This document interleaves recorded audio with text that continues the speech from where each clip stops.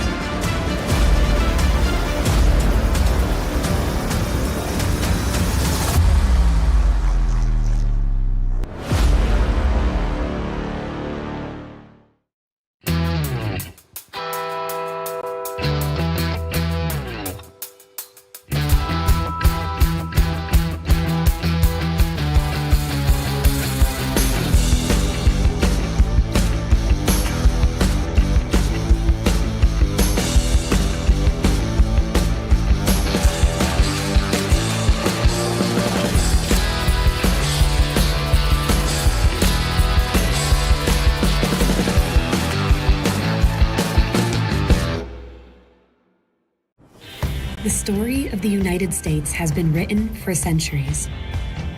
Penned by millions of authors, written in every language, from every perspective. With every chapter as unique as our people and our land. Our story is one made up of many. Find yours in the USA.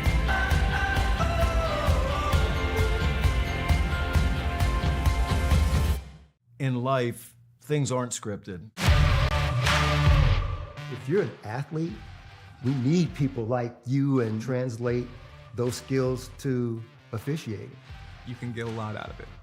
It happens in every town, in every game.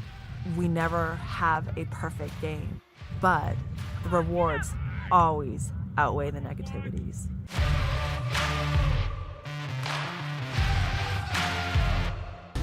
At the U.S. Center for Safe Sport, we see champions everywhere we look.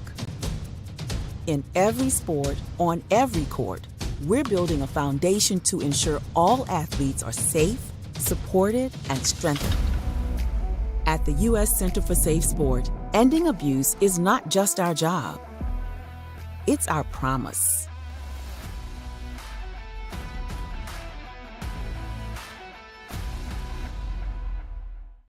A truck is a tool, but a Ram is life. Yeah, it's the wipe the sweat off your brow sort of life. But it's also the let's load up the ATV's life. The my kids play way too many sports life. The let's find a secret spot to fish life. That looks nice. Innovations, comforts, and powertrains built to power all the lives you live. Ram.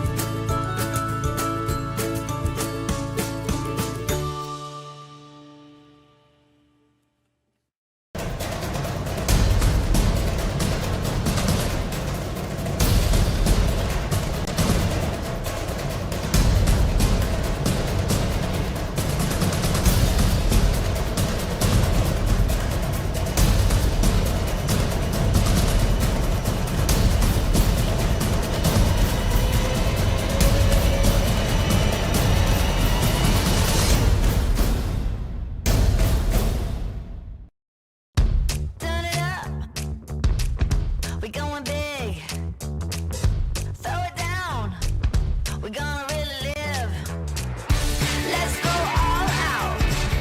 Let's go all out. You know it's gonna get loud, 'cause we getting down.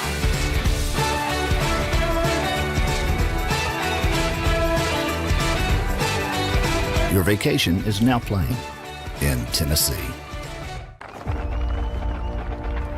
For every generation, it has started with the call to serve. Discovering the purpose and the belonging earned with the title.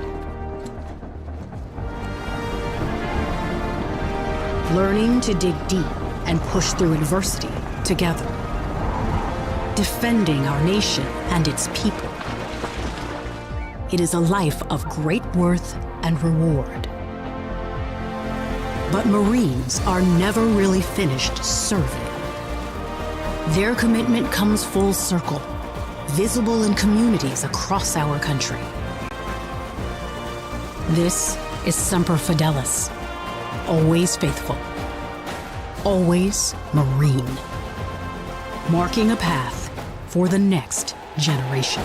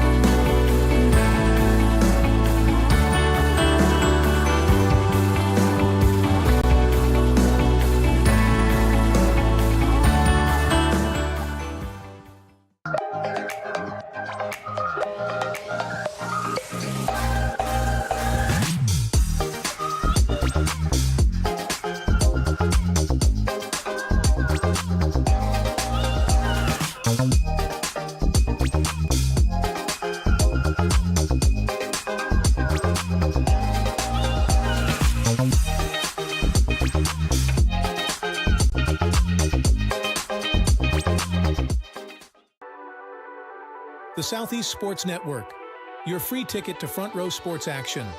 From heart-pounding football showdowns to thrilling basketball games, experience every moment live, all from the comfort of your home. Your favorite athletes, broadcast in real time and on demand.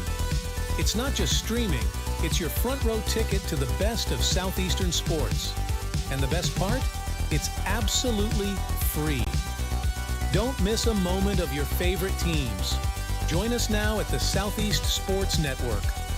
The Southeast Sports Network, your front row ticket to live sports.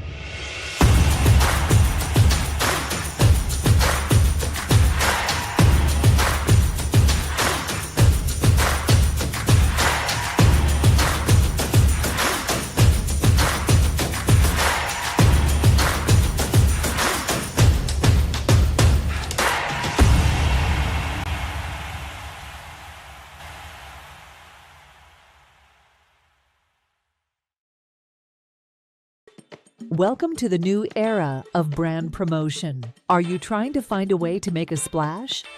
We understand that advertising isn't what it used to be. Things have changed. Advertising is both more dynamic and more engaging. Shry Media keeps your brand not just seen, but remembered. In a world where staying relevant is key, we are your partners in staying top of mind. The Southeast Sports Network is now on Amazon Fire TV. Now you can download the SESN app and watch on any Amazon-enabled device, such as your Fire Stick. The easiest way to download the app is to go to our website, find the Watch SESN tab, and click Fire TV app. Then just select your device from the list. That's it. Free and easy. Enjoy watching the Southeast Sports Network on your Fire TV, Fire Stick, or Fire tablet with just a few clicks. Hi, I'm Smokey Bear, and I made an assistant to help you out, because only you can prevent wildfires. Hey, Assistant Smokey Bear, call me Papa Bear, because I'm grilling up dinner. Do you get it? Yes, good job. So, what should I do with all these coals? Don't just toss them out. Put them in a metal container because those embers can start a wildfire. I understand.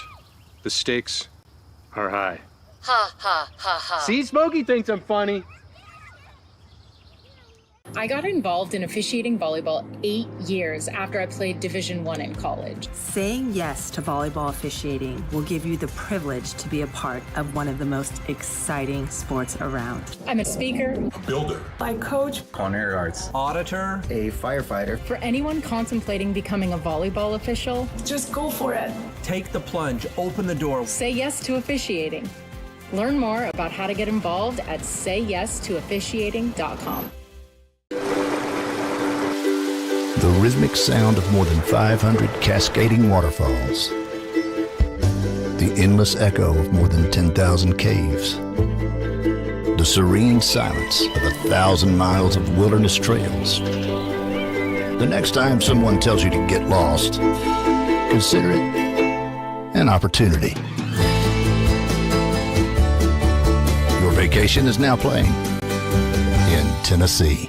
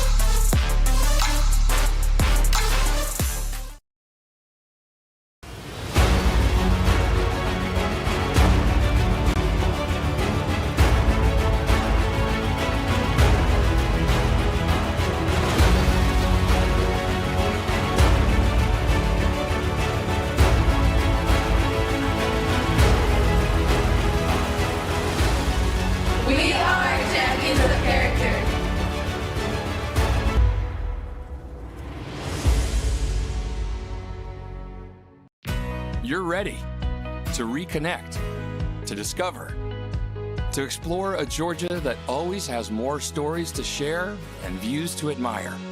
Set for your next adventure while you set your own pace to wonder or wander, or whatever it is that makes you feel you. To feel that Georgia feeling, those beautiful, real, honest moments. The only found in Georgia moments. Find yours at exploregeorgia.org. My character, Shazam, knows all about growing up in a family full of teenage superheroes. They're bold. Where's everyone going? To fight crime? Okay. Adventurous. Shazam! There's never a dull moment. And no matter what happens, they'll always have your back. All they need is a place to grow and be themselves. And the best part is, you don't have to be a superhero to adopt a teen. Learn more about adopting a teen from foster care. Visit adoptuskids.org. You can't imagine the reward.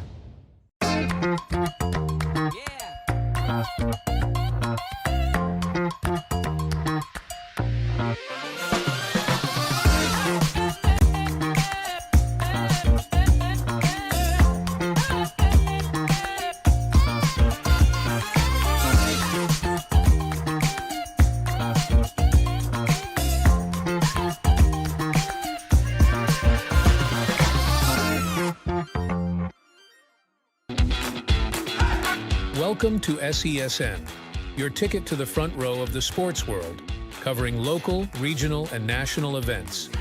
We bring the game to you. Feel the excitement of every play, every score, every victory.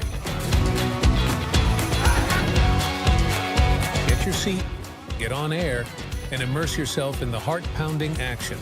The Southeast Sports Network, where sports come to life. At Shry Media, we believe in the power of connection, promoting your brand while supporting your community. Our goal is to elevate your presence and amplify your message through local sports. With Shry Media, advertising goes beyond traditional boundaries. Get on television, make an impact. Take the first step towards a future where your brand is not just seen, but celebrated.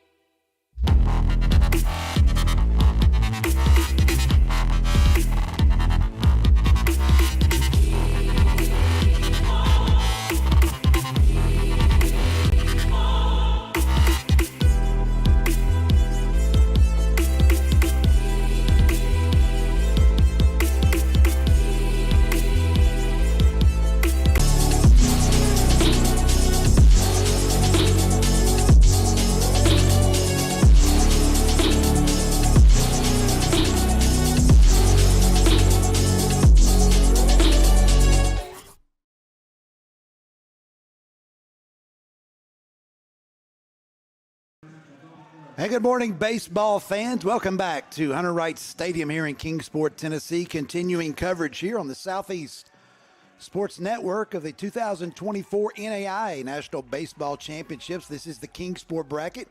We begin day 3 this wet Wednesday morning here in Kingsport. Well, we've got baseball for you here at Hunter Wright Stadium. And we have an elimination contest up first here between the Columbia College Cougars and the Weber International Warriors, and we're already underway here in Kingsport. First pitch was a swing and a miss. The second one is a strike 2 on Weber catcher Cameron Carroll, who's leading it off. Carroll will lead it off. Joseph Becker in center field, and Ryan Riccio at first. That pitch floats down and away, 1-2. Tyron Milner will be your third baseman for Weber. In the fifth spot, Brody Neviker. Jarrett May, the designated hitter, hits 6th. Then comes shortstop Richard Rodriguez. Ian Coleman will be in right field, and Gabriel Cruz will be at second. The 1-2 pitch misses, ball 2. On the mound for Columbia College is Cam Dohan, a left-hander, who's got a 2-2 count here to Carroll. Carroll hits it down the left field line, and making a one-handed grab out there is Caden Nicoletto for the Cougars. So Carroll flies out to left. Dohan on the mound for the Cougars. Indy Stanley behind the plate. Tyler Wren is at third base. Devin Lopez at short. Nick Fleckenstein is at second base. Braden McGinnis at first. In center field, David Dale, flanked by Braden DeSoni in right and Caden Nicoletto in left. First pitch here to Joseph Becker is in there for strike one.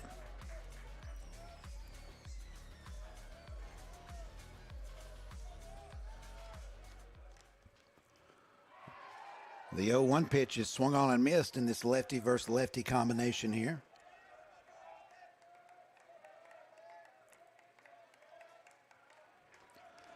Dohan on the year at 2-3 record-wise. The 0-2 pitch just misses downstairs.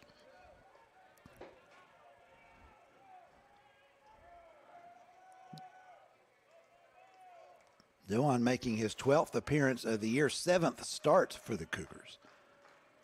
1-2 count, slow breaking curveball that dives away from the left-handed hitting Becker. Becker swings and misses. 2 out quickly. Here's Ryan Recio. Recio to the plate. Dohan, with a 5.40 ERA. He's thrown 35 innings on the year. Allowed 55 hits. 25 runs, 21 of which have been earned. 10 walks and 24 strikeouts.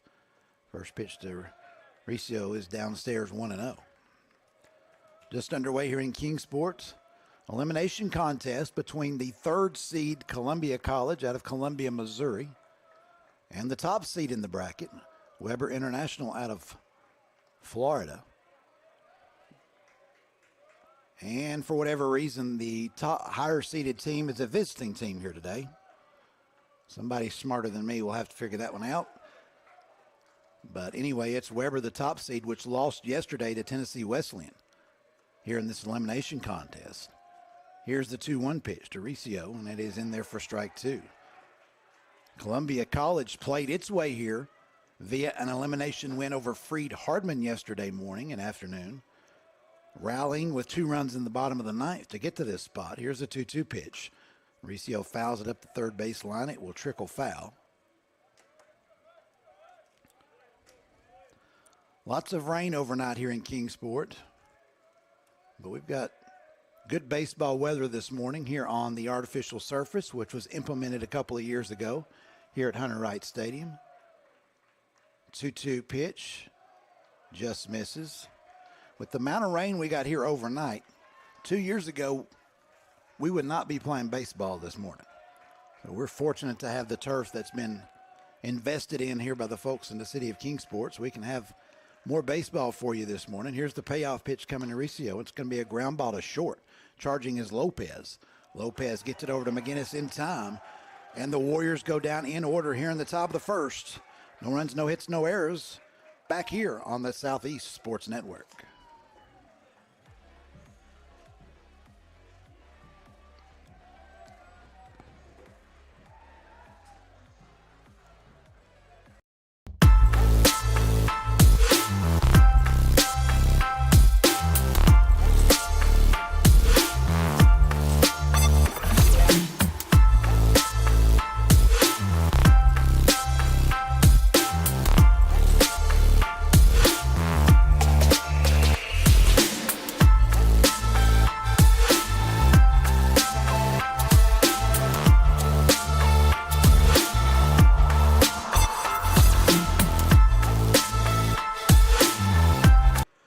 Here at Hunter Wright Stadium, bottom of the first we go for the Columbia Cougars. The order in which Columbia will bat starts with Braden DeSonia, the right fielder. Caden Nicoletto in left field bats second. Behind the plate, once again today, Indy Stanley bats third. The cleanup hitter at third is Tyler Wren. Braden McGinnis will play first base and bat fifth. Bailey Quint will be the designated hitter. Quint will hit in the 6th spot for the pitcher, Cam Dohan. Second baseman Nick Fleckenstein bats 7th. Devin Lopez at shortstop bats 8th, and David Dale in center field bats 9th for the Cougars, and they will also, they'll be facing a right-hander, and Braden Matthews of Weber. Weber goes down in order in the top of the first. Winner of this one will stick around here this afternoon, and hopefully we'll get in the championship series against Tennessee Wesleyan. Weather looks good according to my not so reliable weather app on my phone. Through the middle afternoon, and then it gets dicey after that. We shall see.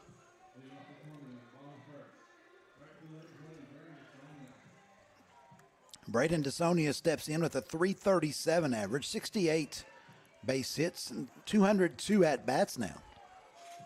On the season for DeSonia, 74 runs scored, 9 doubles, 4 triples, 12 homers, and 45 driven in.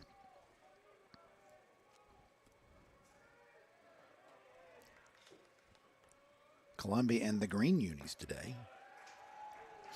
That pitch downstairs 1-0.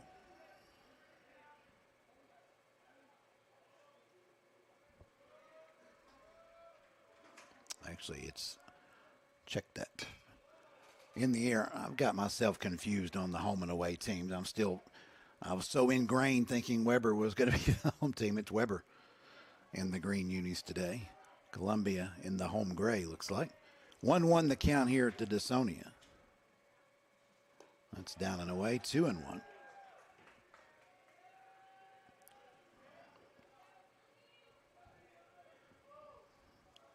For Matthews on the year, making his 13th appearance for the Warriors, 12th start. Comes back on the 2-1 pitch and gets DeSonia swinging. Matthews has thrown 64 and 1/3 innings, allowed 61 hits, 35 runs, 33 of which have been earned, walked 26, struck out 50, hit 9. 2-2 pitch. His ground ball up the middle. That'll find center field. A leadoff single for DeSonia. And an early base runner for the Cougars. Matthews on the year, 7-2 on the one-loss record.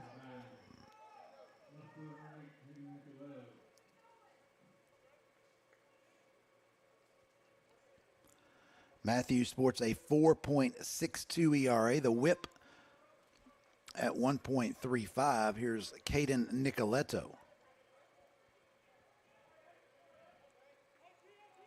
Nicoletto at 4.16 on the year. 84 hits and 202 trips. Nicoletto ground ball. That's going to go right up the same spot into center field. DeSonia will round second. Take a look at third and hold up. And 2 on, nobody out for the Cougars here in the bottom of the second. Here's catcher Indy Stanley.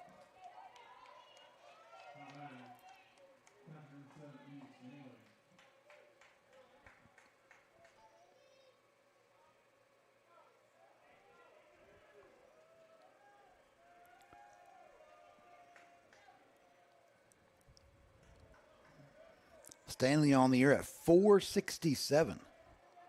A robust batting average, 86 hits, 184 at-bats. 13 doubles, 6 triples, 11 home runs, 57 RBIs. Only scored 30 runs on those 86 hits, but tells me he has a runner for him quite often. That pitch will hit him. The first pitch hits Stanley, and the bases are loaded and nobody out on top of the first for Columbia. Matthews in big trouble, and speaking of running for Stanley, we'll have one here.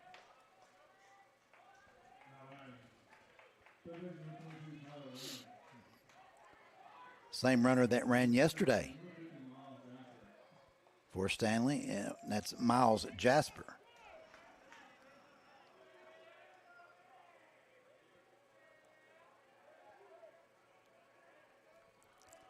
So the bases are full. The batter is Tyler Wren.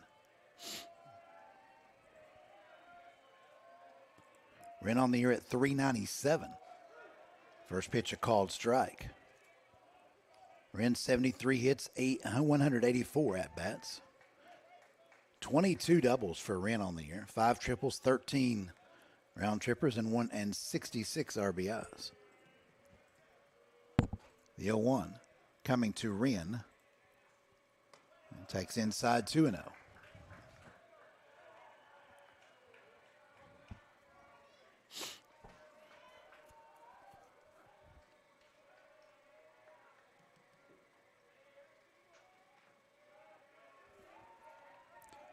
Matthews to the stretch.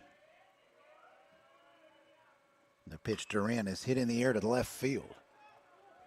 Moderate depth. Brody Neviker will make the catch. And there will be no tag at third from DeSonia. So a fly out to left by Wren is the first out, and here is Braden McGinnis. McGinnis at .313 on the campaign. 52 base hits, 166 at-bats, 41 runs scored.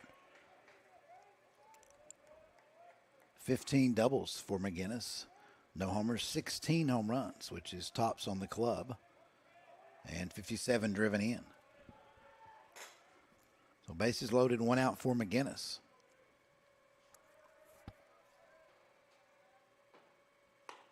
McGinnis takes upstairs, 1-0.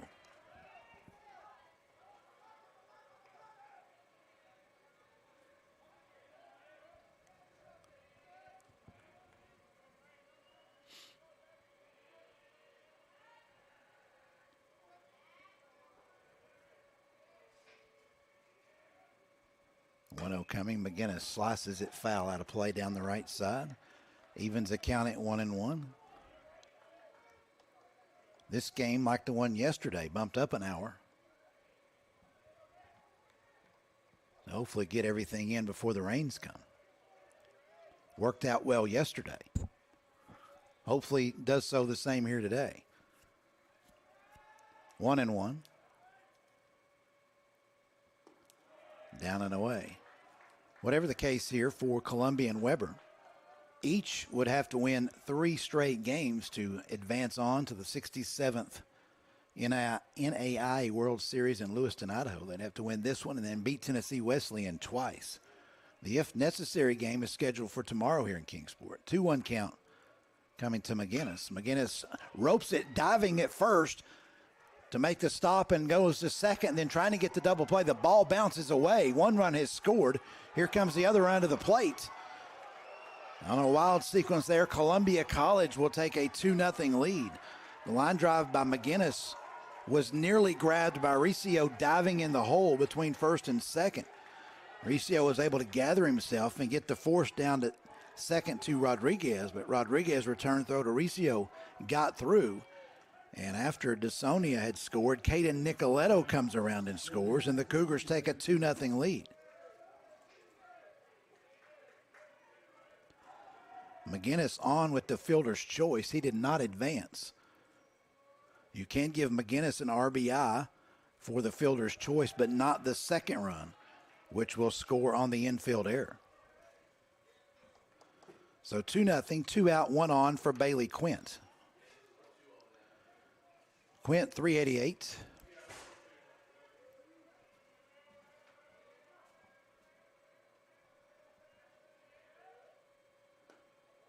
Quint takes strike 1, 1-1. Quint, 33 for 85 on the year. That 388 clip, 7 doubles, a triple, 2 home runs, 18 driven in.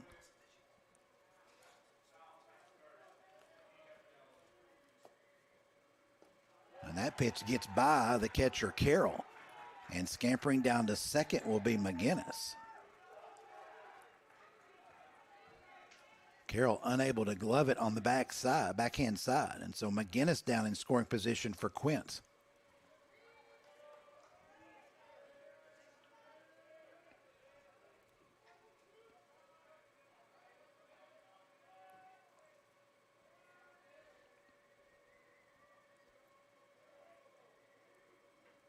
Two-one pitch. Quint ducks out. It's 3-1.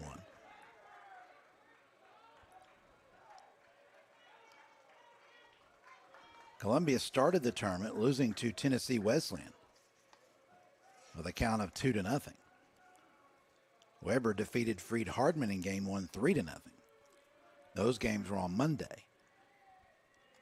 3-1 pitch coming to Quint. Quint started to go, held up. They'll check it first and a strike called. And the count runs full at 3-2.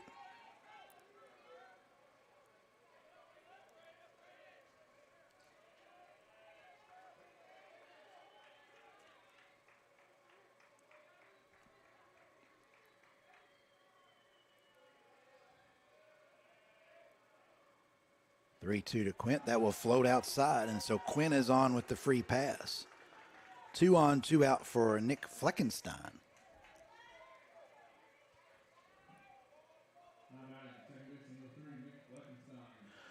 Fleckenstein at 341 on the year. 57 hits, 167 at-bats. 43 runs scored, 8 doubles, a triple, 14 home runs. Nope, excuse me, 0 home runs, 14 RBIs. I went crooked on my columns. 14 driven in, Fleckenstein. Chance to add to that tally. First pitch, and it's a bunt up the first baseline. Out to get it is Carroll. Good stop, or good grab by Carroll, and he'll throw out Fleckenstein at first. Athletic move by the catcher Carroll to get Fleckenstein 2-3. In the first for Columbia College, 2 runs, 2 hits, 1 error. Cougars will leave 2. We've played 1. Columbia College on top 2-0 right here on the Southeast Sports Network.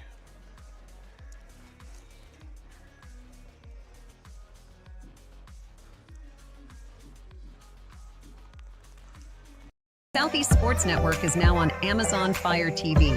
Now you can download the SESN app and watch on any Amazon-enabled device, such as your Fire Stick.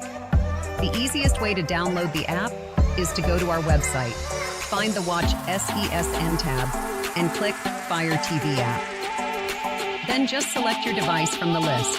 That's it. Free and easy. Enjoy watching the Southeast Sports Network on your Fire TV, Fire Stick, or Fire tablet with just a few clicks. Back at Hunter Wright Stadium, we go to the top of the second. Columbia College jumps on top of Weber 2-0. The Warriors here in the second send up the middle third of the order. Tyron Milliner, Brody Neviker, and Jarrett May. Milliner has played in all 57 Weber games this year, started 54. Weber came in at 43-13 on the year.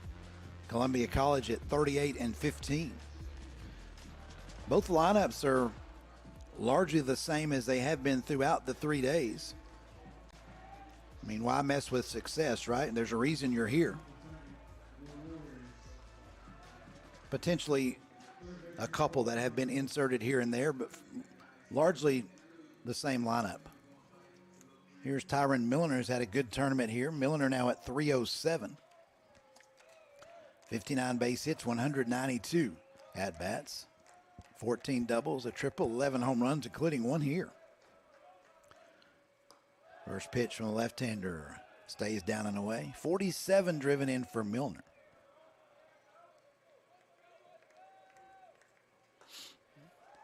And that's a strike called, 1-1.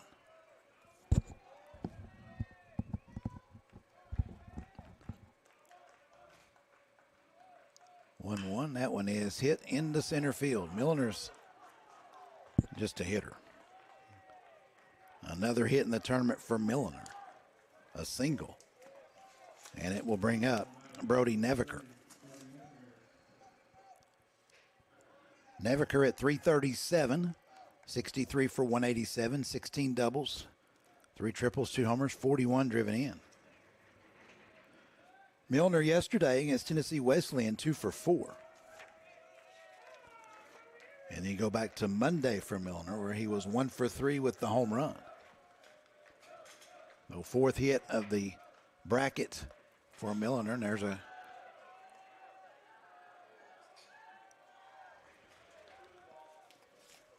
ball 1 to Neviker. And Neviker takes strike 1. 1-1 the count to the Warrior left fielder.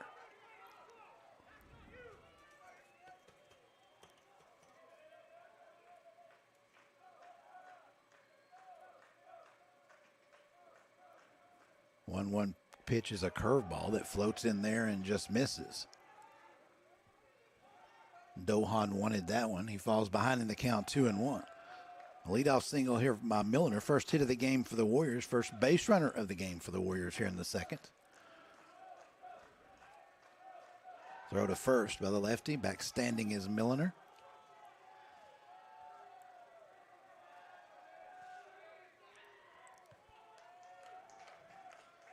It's an active Weber dugout down there, isn't it? 2-1 pitch is lined on the ground to the shortstop Lopez. He'll flick it to Fleckenstein, and Fleckenstein over to first, and the double play completed by the Cougars. 6-4-3 on the twin killing. We have some slick fielding shortstops in this bracket. Lopez, the hot grounder, kind of hugged the carpet after a bounce midway there. And the easy double play turned by the Cougars. 2 outs, nobody on for Jarrett May. First pitch swinging. May hits that one towards center field, and out there to make the catch is David Dale for out number 3. The Warriors get a hit, but leave nobody on base. We go to the bottom of the second. It's still 2-0 Columbia here on the Southeast Sports Network.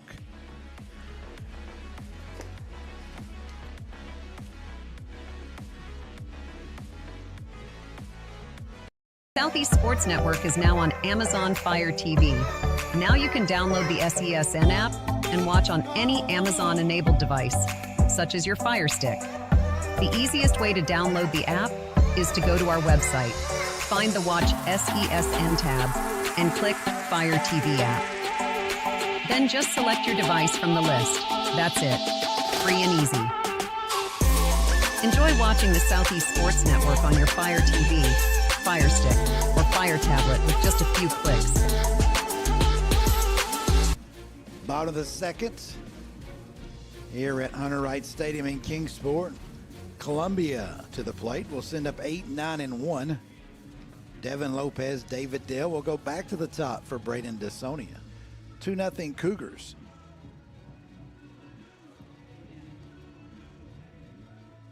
Lopez, the shortstop, which rolled the double play over in the top half to the plate now. At 327 for Columbia. Lopez has also played in all 53 games played for Columbia, this being number 54. Starting assignment in all but one for the Cougars. Lopez, a 327 hitter, 58 hits, 171 at-bats, 28 runs scored, 12 doubles, a triple, 3 homers, 37 driven in for Lopez. And Matthews. First pitch to Lopez is a strike called.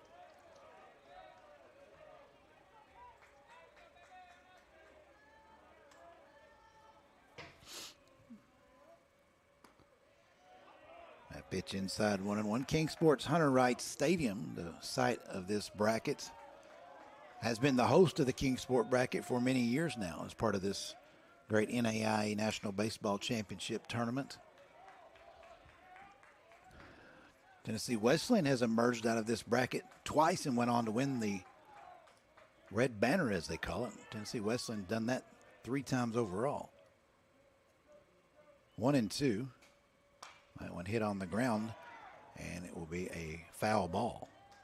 Wide at third. Milner dove for it. To say I don't have a clear view of that play is an understatement. If you know, you know. Anyway, Hunter Wright Stadium, longtime grass infield and outfield. We mentioned that had the turf not been installed, probably wouldn't be playing this morning. It's not because the infield always was unplayable. The outfield just held water. Something terribly. Here's a 1-2. That's grounded to third. That one will be a fair ball. Milner will handle it. Across the body throw to first to Riccio for the out. 1 out. David Dell to the dish for Columbia.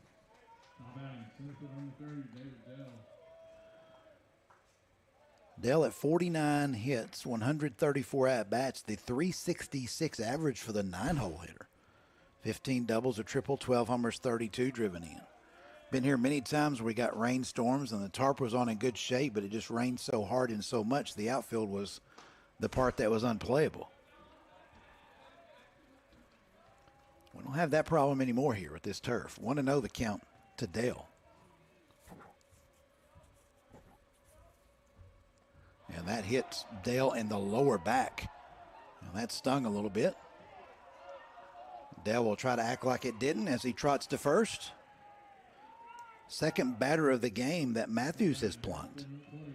Dale wears that one. Back to the top of the order we go for Braden DeSonia. DeSonia single and a run scored in the first. This facility, you may be able to see there the logo, the Kingsport Axemen logo. That's now a college wooden bat league. That will be here 1st of June.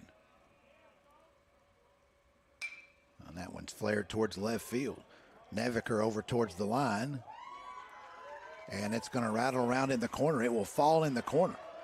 And cruising into second with a double is DeSonia, and the Cougars are in business again here in the second.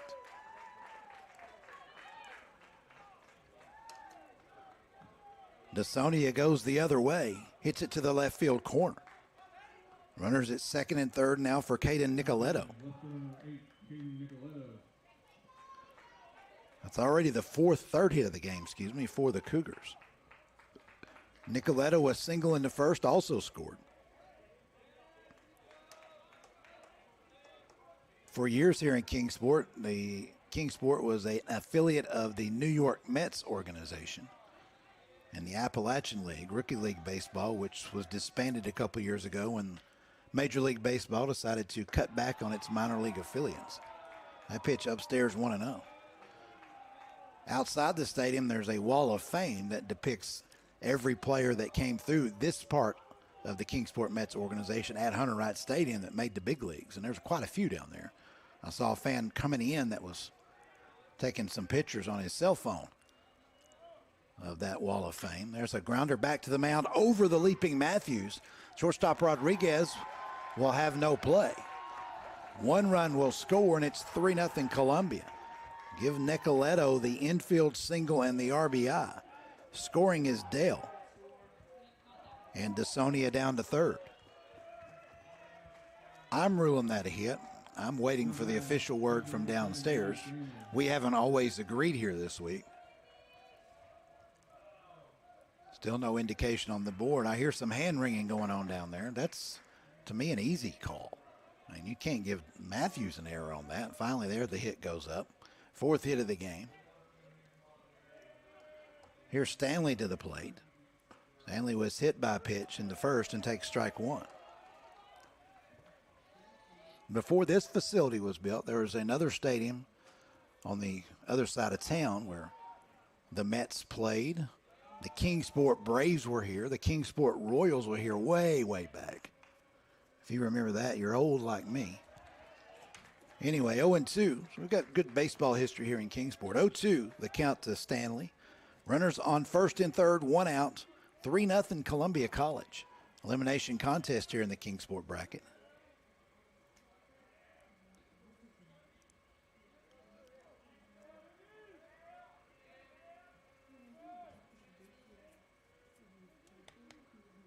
Oh, 2, and Stanley swings and misses. So Matthews comes back and gets Stanley. Frustrated is Stanley that he can't get a ball in play with a runner at third and less than 2 outs. Here's Tyler Wren, a fly ball to left in the first.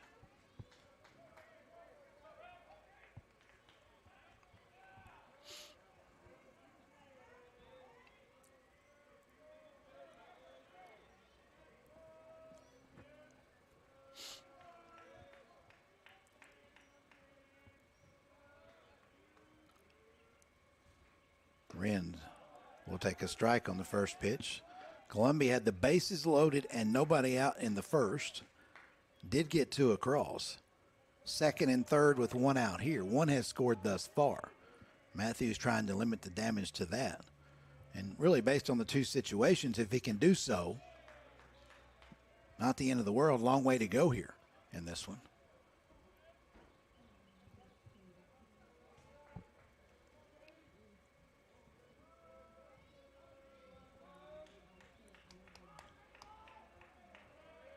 Matthews a 1-1 coming to Wren.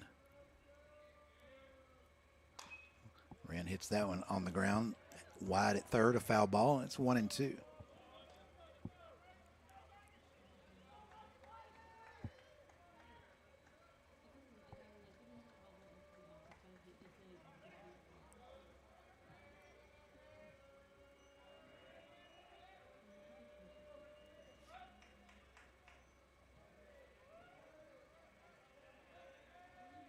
1-2. That one is lined, and that's going to find left field. That's a hit. Wren scores another run on the RBI single as DeSonia trots home. Second run scored by DeSonia. Nicoletto down to second, and Columbia College now leads 4-0.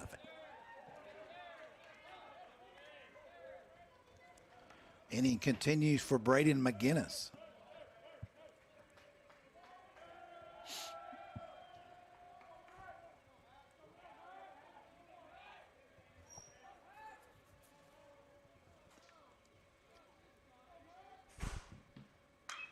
McGinnis pops it up down the right field line, but it will fade foul.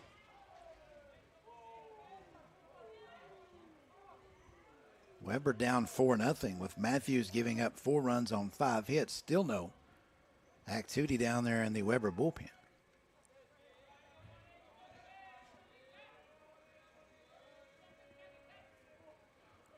Oh, 1 to McGinnis.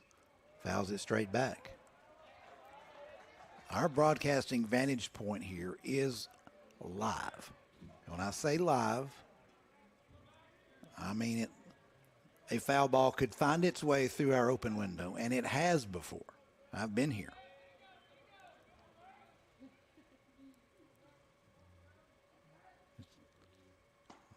And there's strike 3 called. So Matthews gets McGinnis looking.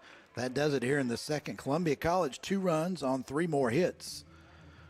The Cougars will leave 2 more on base. 4-0 through 2. Matt Hager on the Southeast Sports Network.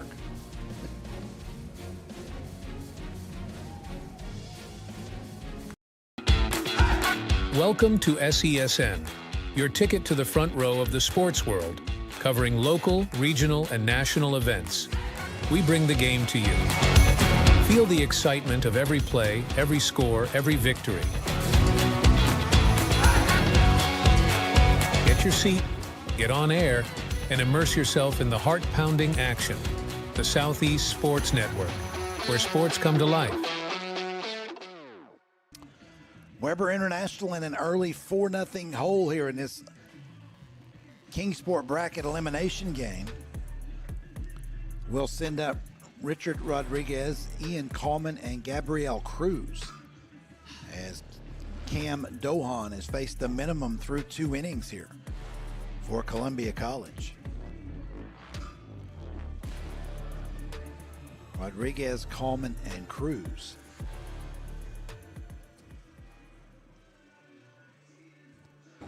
Rodriguez, a .281 hitter, will come to the plate first.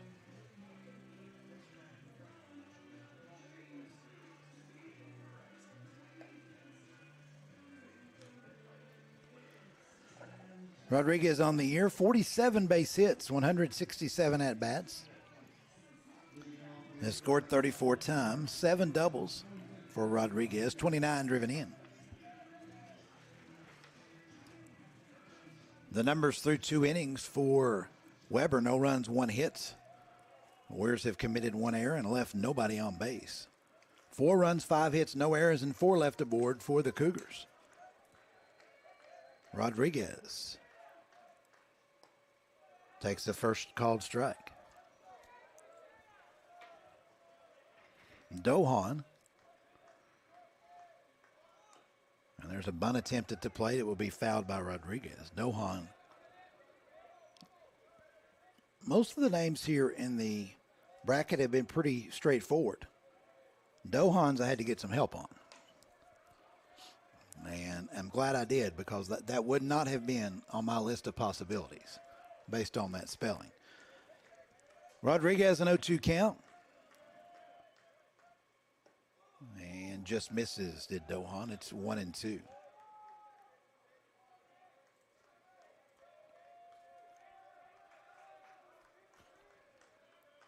One-two pitch, fouled away. Slicing line drive.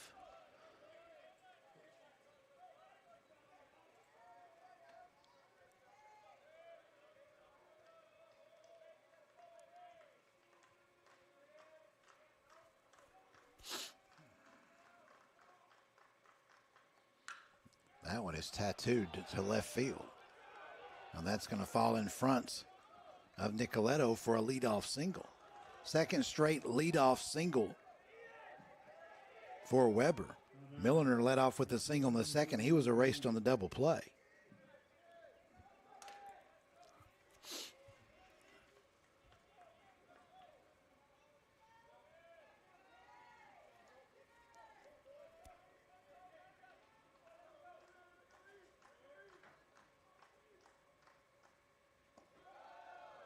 Pitches downstairs to Ian Coleman at the plate. Coleman, a .304 hitter. 52 hits, 171 at-bats, 41 runs scored, 6 doubles, a triple, 23 driven in for Coleman. The 1-0 count, fouled out of play. 1-1.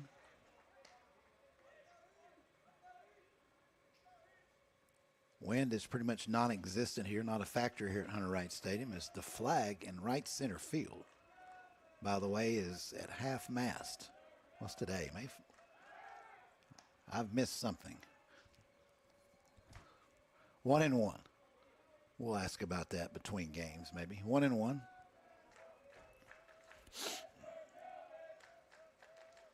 To Coleman. Curveball. Coleman hits that to left field. And that too's going to roll in there for a single. So back-to-back singles to left, leading off the third inning for Weber by the 7 and 8 hole hitters. And here comes second baseman Gabriel Cruz.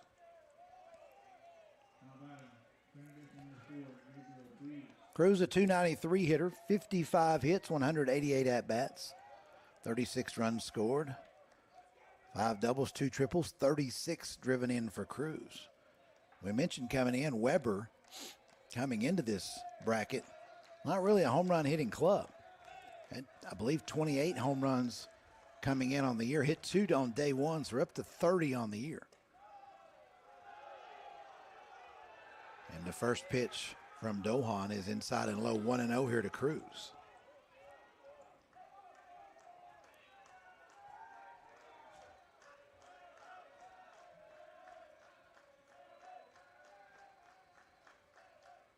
Cruz hits that one to center field over the leaping shortstop Lopez. Runner at second, Rodriguez had to hold to make sure that Lopez did not come down with it. 3 straight singles starting to third. The bases are loaded, nobody out for the Warriors. Back to the top of the order we go for catcher Cameron Carroll.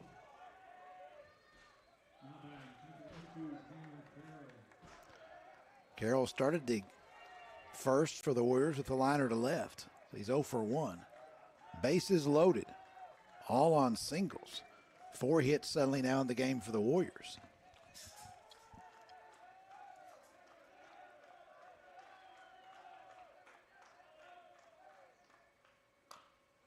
Carroll gets a curveball and dribbles it foul up the third baseline. 0-1.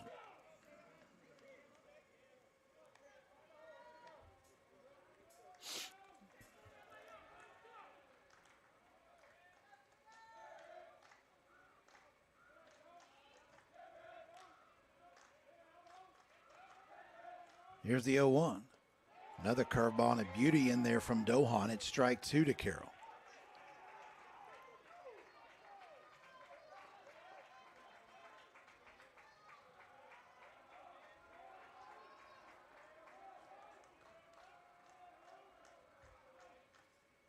Carroll goes to second. Fleckenstein to Lopez. Lopez with the turn to first in time to McGinnis. A run will score, but it's a big 4-6-3 double play turned by the Cougars, their second double play of the game. They'll trade the double play for the run. Rodriguez scores from third. Coleman to second. Cruz out 4-6. Do not credit an RBI to Carroll. You do not get credit for an RBI when you hit into a double play. So the run scores. It's 4-1. Runner at third is Coleman, and Joseph Becker, the batter, who struck out swinging in the first. First pitch down and away, 1-0.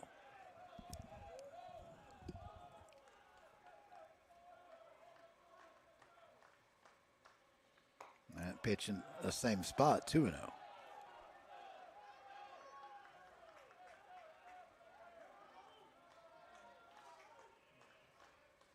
2-0 curveball way out in front was Becker, and it's 2-1.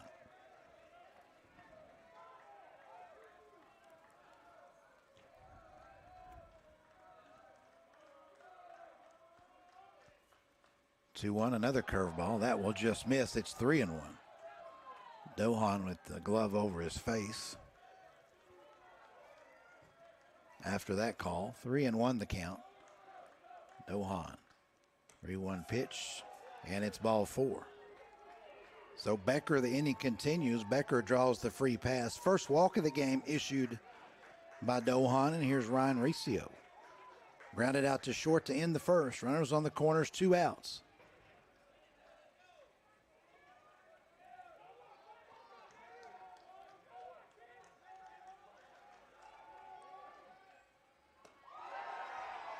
Actually, that was not ball 4. Somehow he got screwed up on the count on the board, and so Becker ends up striking out. Scratched the walk. Becker strikes out. And that does it for the Warriors here in the third. Warriors do get 1 run on 3 hits. Leave 1 man on. It's 4-1 going to the bottom of the third here on the Southeast Sports Network.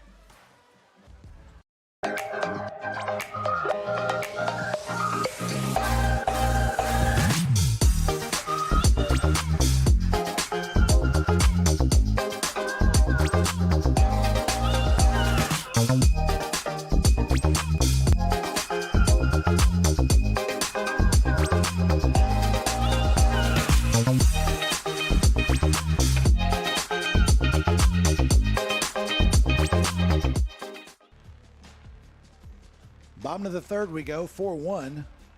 Columbia College on top, and Columbia will send here to the dish. In the top of the third, 6, 7, and 8. Bailey Quint, Nick Fleckenstein, and Devin Lopez.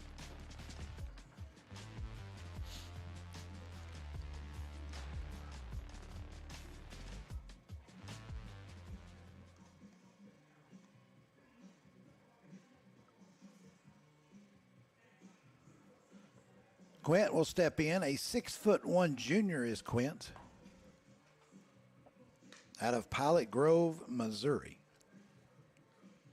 Pilot Grove High School. Started his college ball at North Central College. Quint drew a walk in his first plate appearance.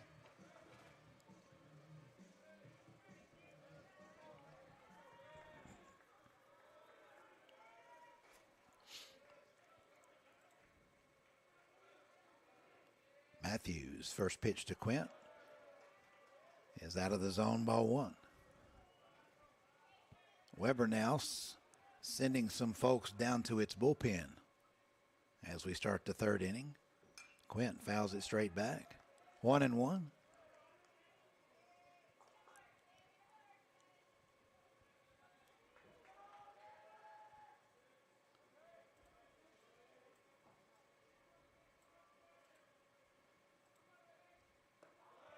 That one floats down and away. 2-1 to Quint.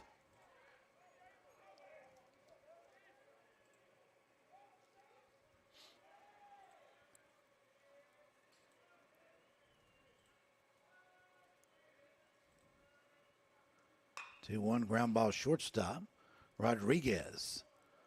Easy toss over to Riccio for out number 1. Nick Fleckenstein to the plate.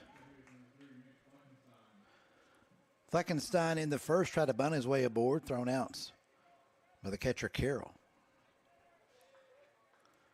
Fleckenstein, we mentioned, a 5'10" junior out of Iowa City High School. Iowa City West High School. Strike called. Apparently started at the University of Science and Arts of Oklahoma. Here's the 0-1. So much movement amongst college athletes these days, certainly NAIA level, no exception. Here's the 1-1. Downstairs, 2-1 the count.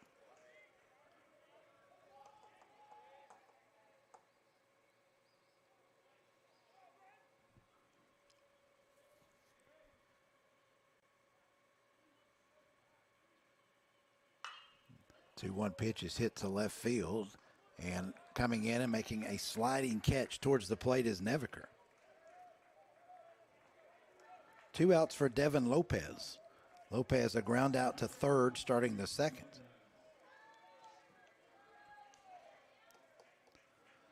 Lopez, a 5'11 senior out of San Bernardino, California.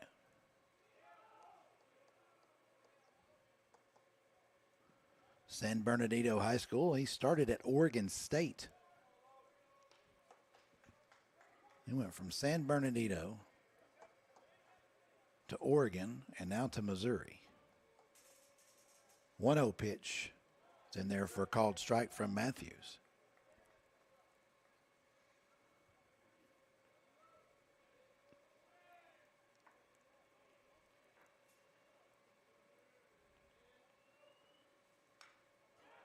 That one fouled back. 1-2.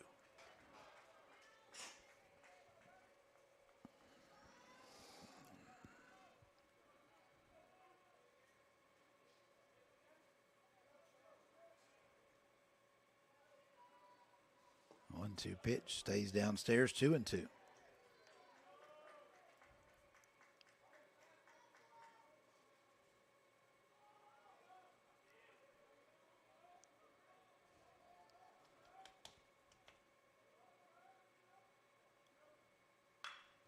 Two pitch in the air to center.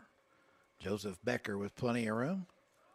And that does it for the Cougars here in the third. First 1-2-3 inning for Matthews. Nothing across. We've played 3. Still 4-1 Columbia here on the Southeast Sports Network. The Southeast Sports Network, your free ticket to front row sports action. From heart-pounding football showdowns to thrilling basketball games, experience every moment live, all from the comfort of your home. Your favorite athletes, broadcast in real time and on demand. It's not just streaming, it's your front row ticket to the best of Southeastern sports. And the best part? It's absolutely free. Don't miss a moment of your favorite teams. Join us now at the Southeast Sports Network. The Southeast Sports Network, your front row ticket to live sports.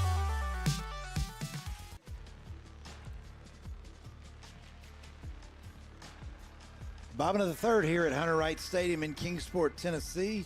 Top of the fourth here at Hunter Wright Stadium. In a 4-1 game led by Columbia. Weber International will send up 3, 4, and 5 here. Ryan Riccio, Tyron Milliner, and Brody Neviker.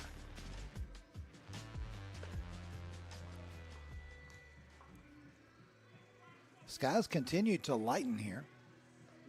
Much lighter than it was when we first arrived a couple hours ago. That's a good sign. Riccio, a 6'2 junior out of Boca Raton, Florida.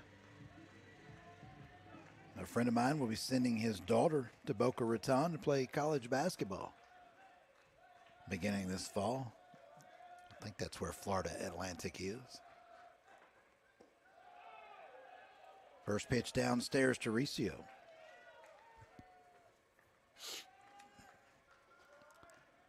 Riccio, a little grounder towards third.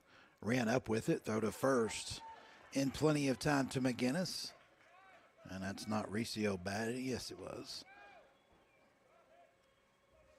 5-3. The putouts. Becker struck out. Here's Tyron Milliner. Milliner a single in the second.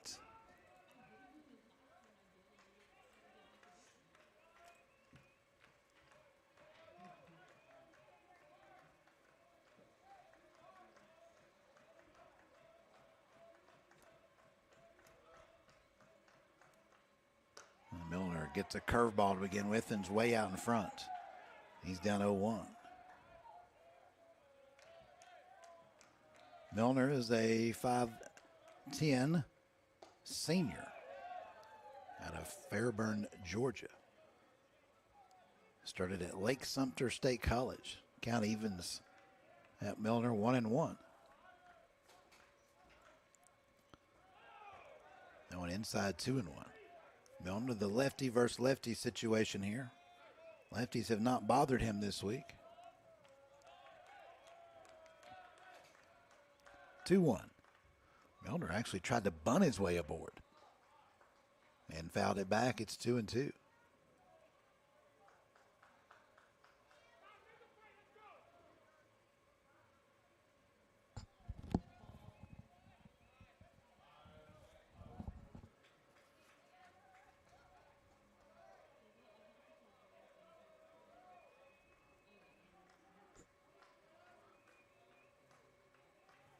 Matthews back on the heel.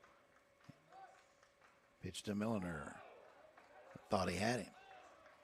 Instead, ball 3. I believe the count is full to Milner.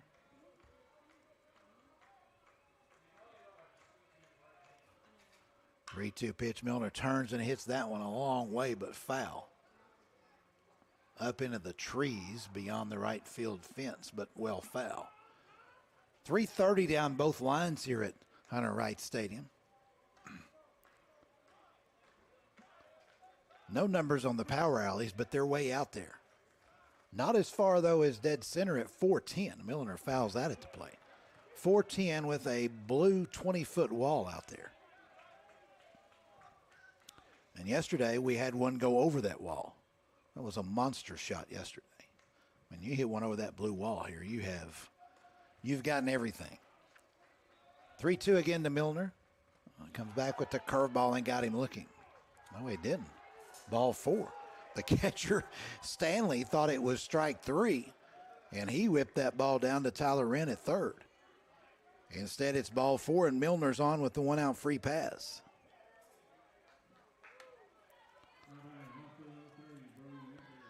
Here's Brody Neviker. Hit into a 6-4-3 double play in the second.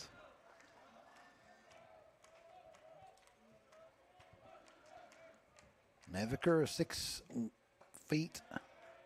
foot junior out of Gettysburg, Pennsylvania. Frederick Community College. Takes strike 1.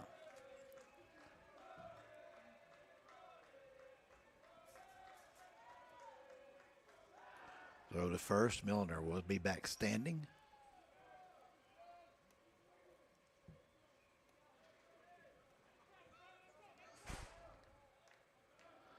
They've thrown over there a couple times with Milner on base. Milner has stolen 11 bases in 12 attempts this year. As the 0-1 pitch is ball 1 to Neviker.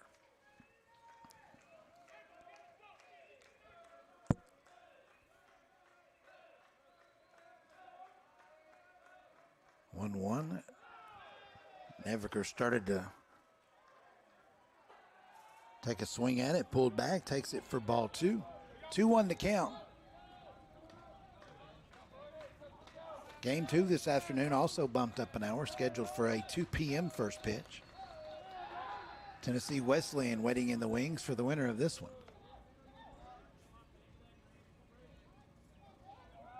2-1 to count to Neviker. Again, they throw to first. Milner back easily. He's got a moderate lead. You wouldn't classify that as a really good lead by Milner. And that's 3-1 now to Neviker.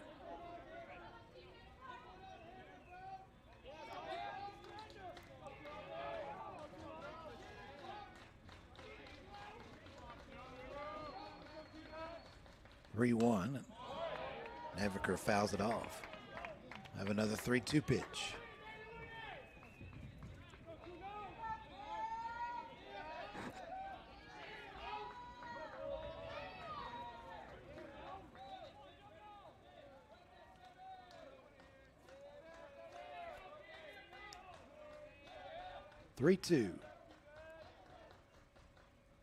And it's ball 4. Back-to-back walks issued by Dohan. 2 on, 1 out for Jarrett May.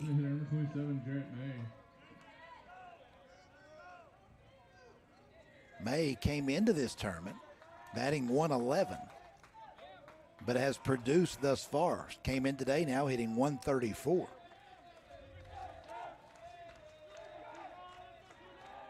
Nine for 67 on the year, 2 doubles, 3 home runs.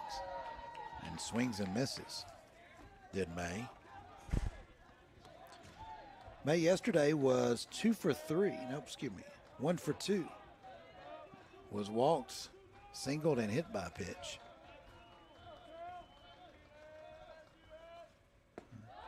And the 0-1 pitch, it's 0-2 now on the called strike. May on day 1, 1 for 3 and a big home run for the Warriors against Freed Hardman.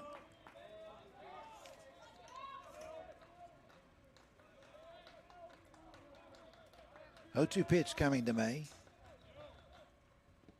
That one stays in and low on his feet. 1-2 the count. Milner at second, Neviker at first. One out here in the top of the fourth.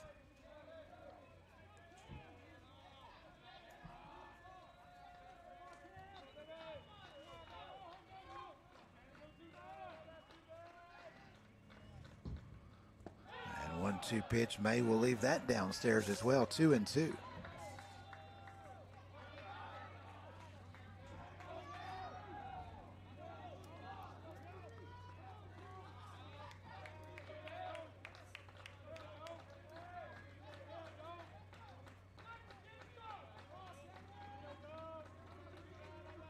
Two. Dohan working deliberately here with 2 on and 1 out in the fourth. And the pitch to May is grounded towards short. Lopez will have it. He'll go to third for the force. We've seen Lopez do that a couple of times here this week. Go deep in the hole and make a force out at third. And so Milner out. 6-5. Moving to second is Neviker. On at first is May with the fielder's choice. So 2 on, 2 out for Richard Rodriguez. Rodriguez singled and scored Weber's only run thus far. Rodriguez, 6-foot junior out of Peñuelas, Puerto Rico. Started at the State College of Florida. Takes strike 1.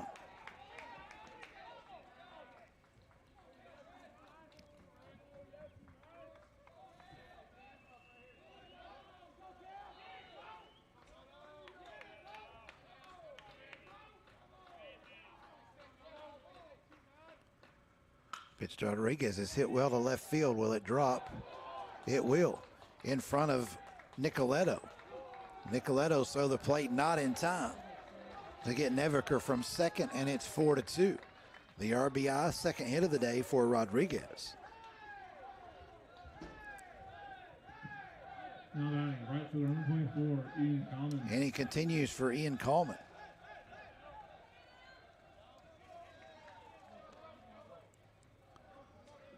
Eventually the walks get you. 2 walks in the inning. And a run scored thus far for Weber. 4-2. Weber trailed at one point 4-0. Now they've sliced the lead in half, have the Warriors. Still threatening here in the fourth with Coleman at the plate and 2 on. Coleman pops it up, but it'll drift foul. 0-1 the count. Both teams now with 5 hits in the game.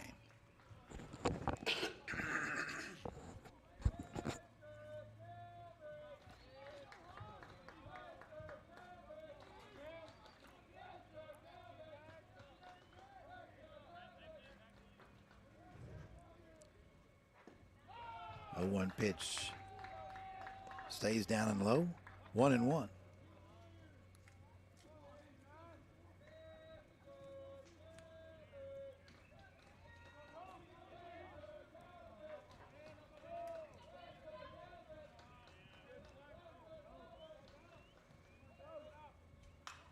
One pitch is popped up, but it'll also drift out of play. 1-2.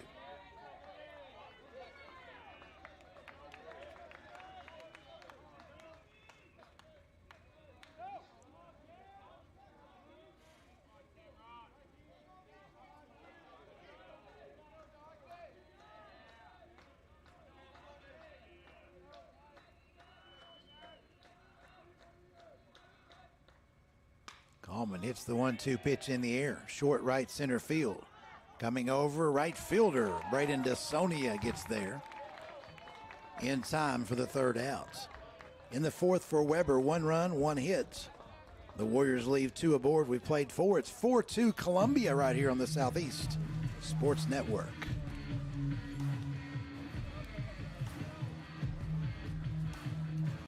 Welcome to the new era of brand promotion. Are you trying to find a way to make a splash? We understand that advertising isn't what it used to be. Things have changed. Advertising is both more dynamic and more engaging. Schrei Media keeps your brand not just seen, but remembered. In a world where staying relevant is key, we are your partners in staying top of mind. Back here at Hunter Wright Stadium on the Southeast Sports Network, where we have not played 4 innings. We've played 3.5. We're going to the bottom of the fourth now. 9-1-2 due up for the Cougars. David Dale, Braden DeSonia, and Caden Nicoletto.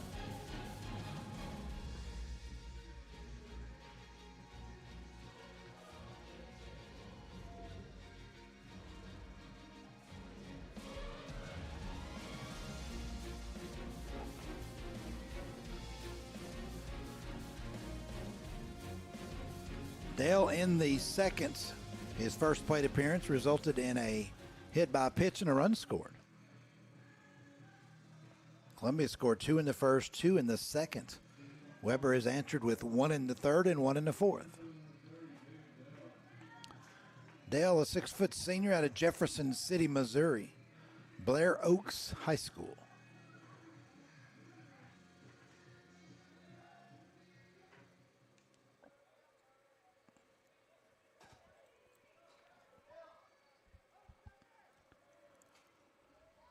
First pitch to Dale from Matthews. His hit on the line to center field and pretty deep. Becker going back. Becker still going back, and he ran it down. Becker ran it down just short of the warning track. That's got to be some 400 feet away from home plate. Dale takes a look out there on his way to the dugout. A long fly ball out for Dale. Out number 1. Back to the top we go for Braden DeSonia. DeSonia, a single, a double, and 2 runs scored.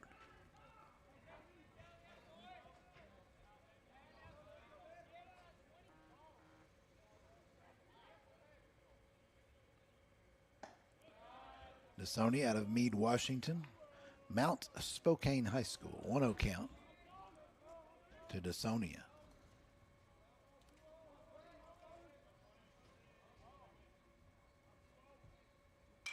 That one hit in the air towards left field. Neviker will not have to run that one down. Hit right at him for out number 2. 6 straight now retired by Matthews. Not bad. Left fielder number 8. Caden Nicoletto.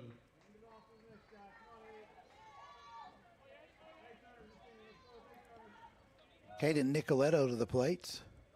Braden Matthews, a 6'1" junior out of Memphis, Tennessee. Interesting. Nicoletto is 2 for 2 as well with 2 singles, but swings and misses a big cut at the first one.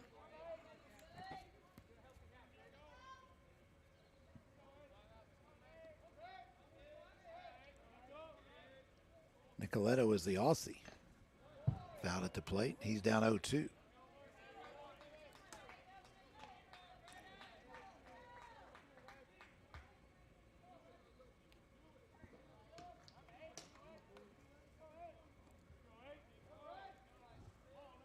Count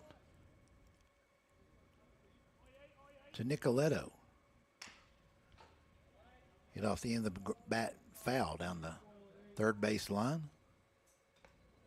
Nicoletto was single in the first, an RBI single in the second. Scored on the game's only error in the first.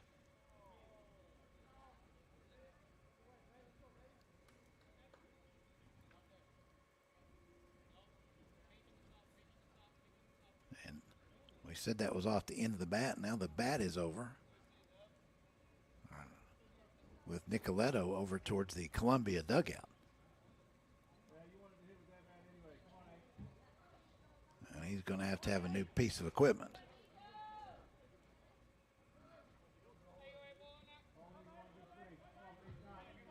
So Nicoletto back in there with the new stick and an 0-2 count.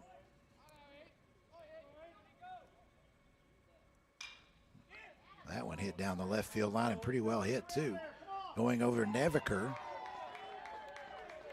Neviker can't get there, and strolling into second is Nicoletto with a 2-out double. Nicoletto went to get the new bat. Didn't even really take a practice swing and stroked a double to the left field corner. Third hit of the game for Nicoletto. First extra base hit. And he continues for Indy Stanley.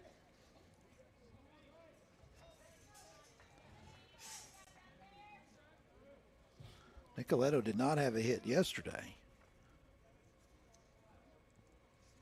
And in the first game of the tournament went 1 for 4 against Tennessee Wesleyan. So he's got 4 hits in the bracket. Stanley 0 for 1 was hit by pitch in the first, struck out in the second, and takes ball 1.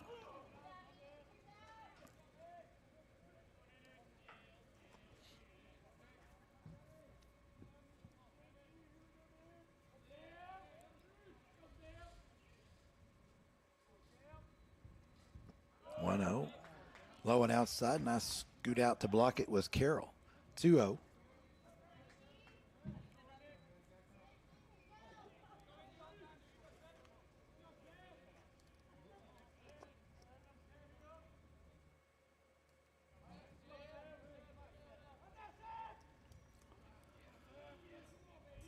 Here's the 2-0, and that's outside 3-0. We're 1 hour and 8 minutes into this one.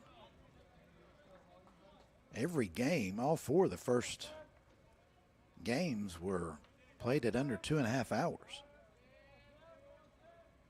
I should never say that, because that means one of these is going to go about 4. That's the way it goes. That one fouled off, but I have been impressed at the pace of play, the crispness of the play. When you don't walk folks and you don't make errors, games get played pretty quickly. And games at this level, college baseball, the reason these teams are here because they don't do those things. 3-1 count to Indy Stanley. And as soon as I say that, there's a walk. A second 2-out base runner of the inning. It is the first walk of the game issued by Matthews. He has hit 2. Here's Tyler Wren. Number 50, Miles Jasper. Now batting third base, number 22, Tyler Wren. Miles Jasper will run again for Stanley. So Jasper at first, Nicoletto at second, Tyler Wren to the dish, 1 for 2. RBI single in the second. Columbia trying to add to this 4-2 lead and answer back to the 2 runs scored by Weber.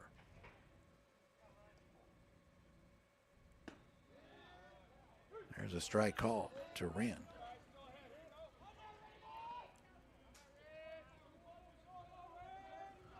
Wren's out of Jefferson City, Missouri as well.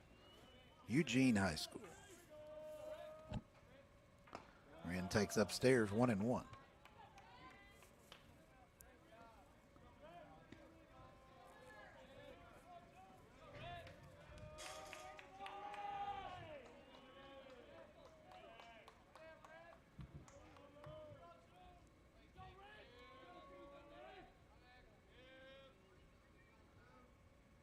Wren leaves the first the 1-1 pitch alone, but takes strike 2.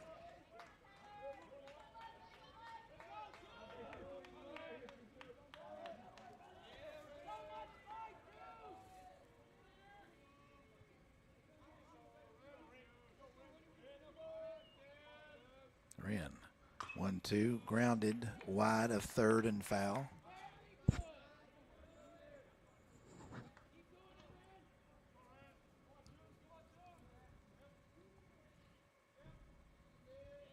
So another 1-2 pitch coming to Tyler Wren.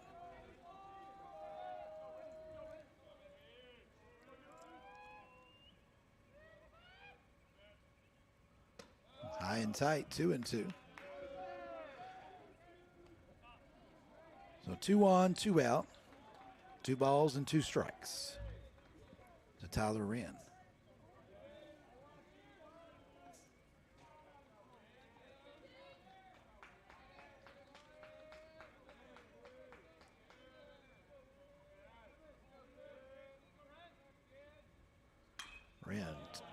We'll do it again as he fouls it out of play.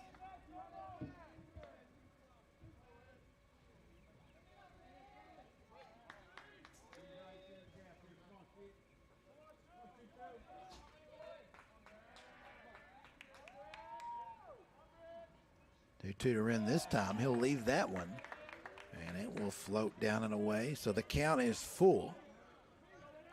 Nicoletto at second and Jasper at first will be on the move here on the 3-2 pitch with 2 outs.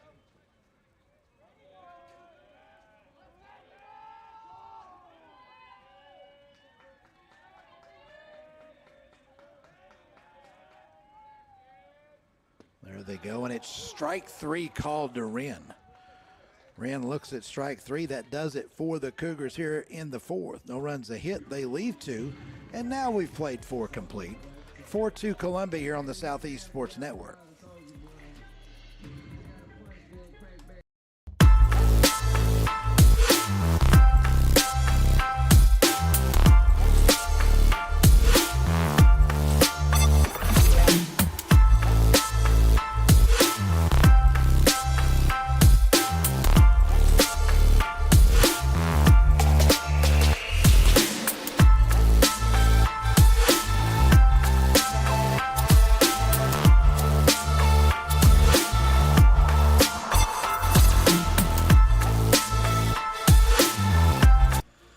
Top of the 5th now here at Hunter Wright Stadium in Kingsport, the Kingsport bracket of the opening round of the NAIA National Baseball Championships. We'll send one team from Kingsport to Idaho for the 67th Annual NAIA World Series.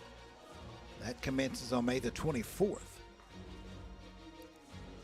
46 teams started the tournament, hoping to be one of 10 from the 10 host first-round sites to advance on to Idaho. 30 of those qualifiers were automatic qualifiers.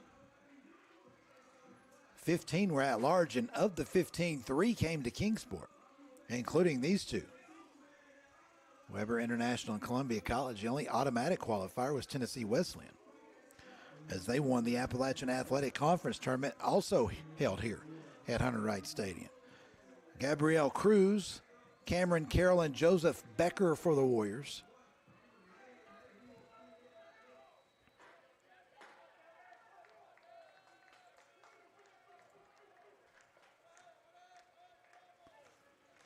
Cruz, a Puerto Rican, 6-foot junior. First pitch to Cruz is ball 1. Numbers through 4 innings. For Weber, 2 runs, 5 hits, 1 error. And that's called strike 1 by Cruz. The Warriors have left 3 on. For Columbia, 4 runs on 6 base hits, no errors, and the Cougars have left 6 on. They left 2 in the first, 2 in the second, and 2 in the 4th.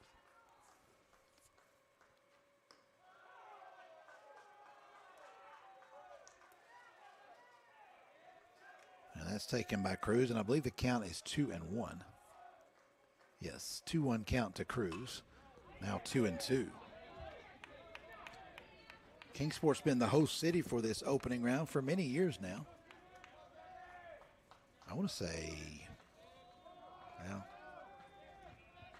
I think there's been 15 years of this format of the opening round situation. Not sure how many years have been here, but it's been quite a few.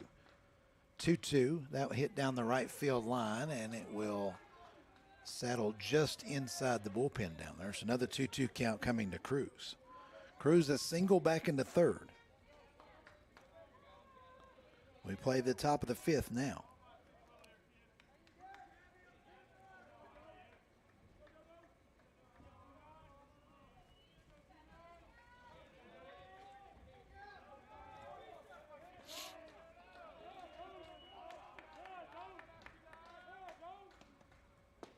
Curveball, a beauty from Dohan.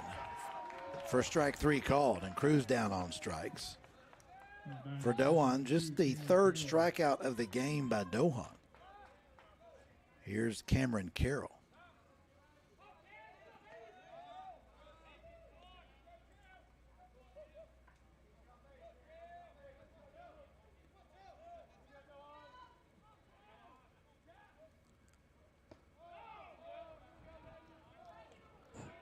The pitcher, Dohan, for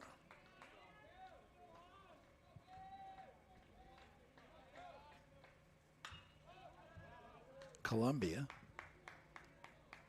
out of Cape Girardeau, Missouri. A 5'10 junior, went to Cape Notre Dame High School.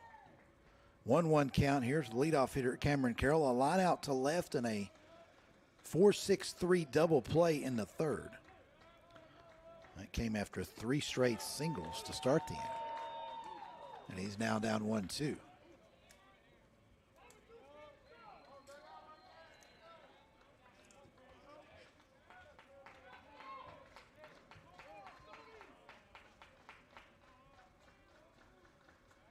One, two, and I think Dohan thought he had him there, but instead ball 2.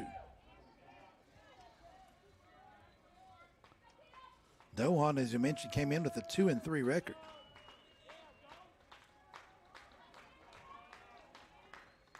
Two-two pitch. That one hit towards right.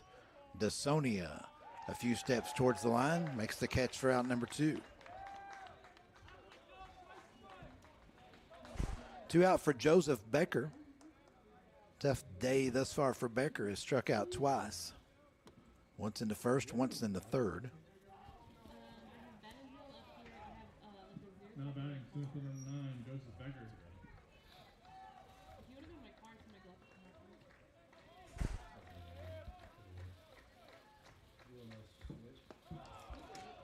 First pitch to Becker. Misses for ball 1.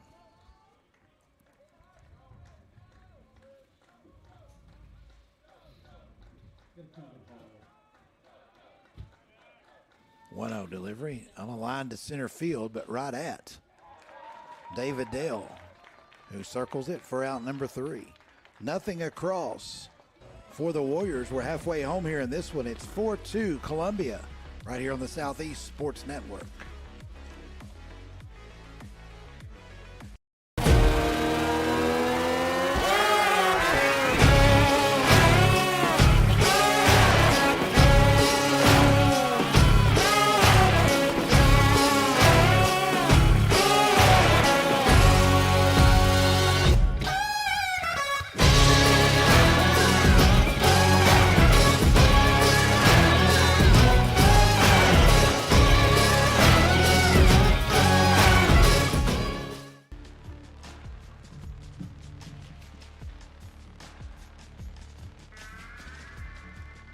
Bottom of the 5th here at Hunter Wright Stadium. Columbia College to the plate, sporting a 4-2 lead over Weber International. 5, 6, and 7 due up for the Cougars. McGinnis, Quint, and Fleckenstein.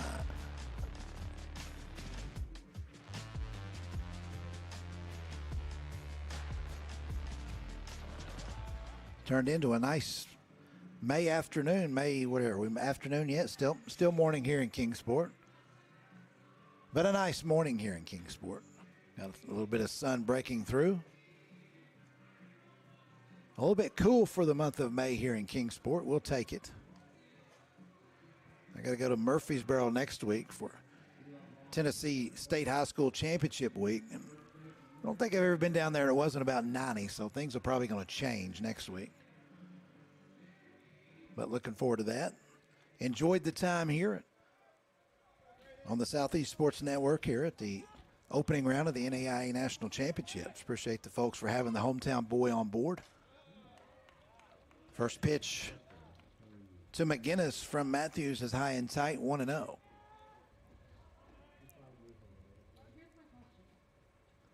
One-0 pitch. Stays downstairs, 2-0. McGinnis, Quint, and Fleckenstein. McGinnis 0 for 2, hit into a fielder's choice that did score runs, so credit the RBI, then struck out looking.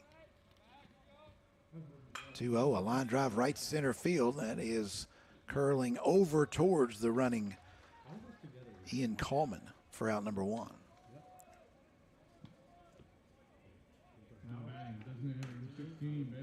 Bailey Quint to the dish, 0 for 1. A walk in the first, a ground out to short to start the third.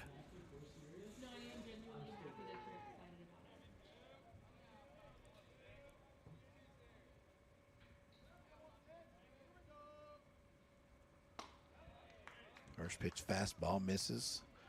1-0.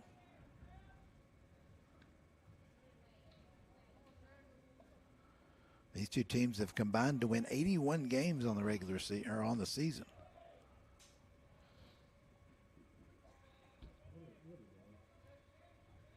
I think it's pretty 2-0. And that's 2-0 called strike, 2-1.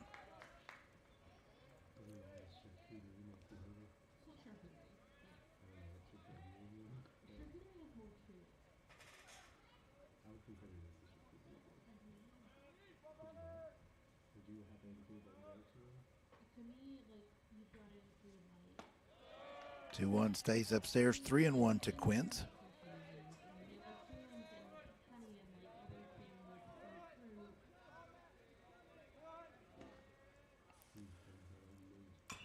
A high chopper off the mound is the pitcher Matthews, and Matthews gets it over in good shape to Riccio for out number 1.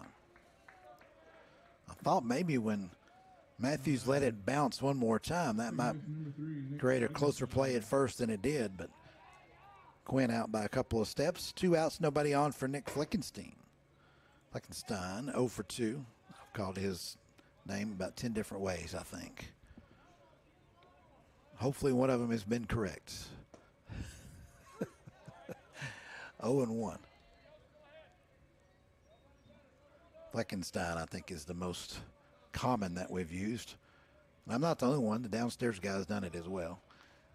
1-1 count to Nick.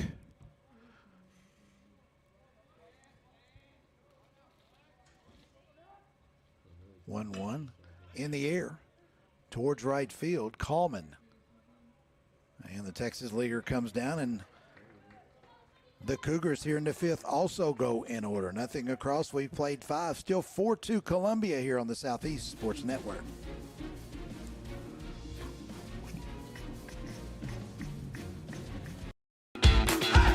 Welcome to SESN, your ticket to the front row of the sports world, covering local, regional, and national events. We bring the game to you. Feel the excitement of every play, every score, every victory. Get your seat, get on air, and immerse yourself in the heart-pounding action. The Southeast Sports Network, where sports come to life.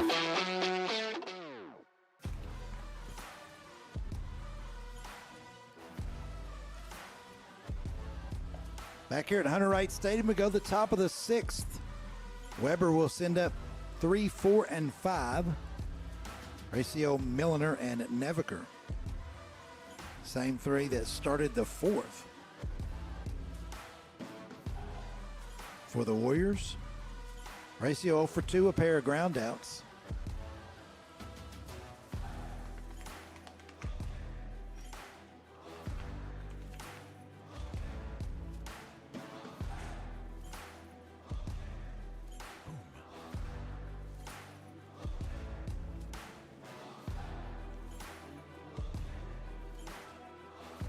Riccio grounded out to short in the 1st, to 3rd in the 4th.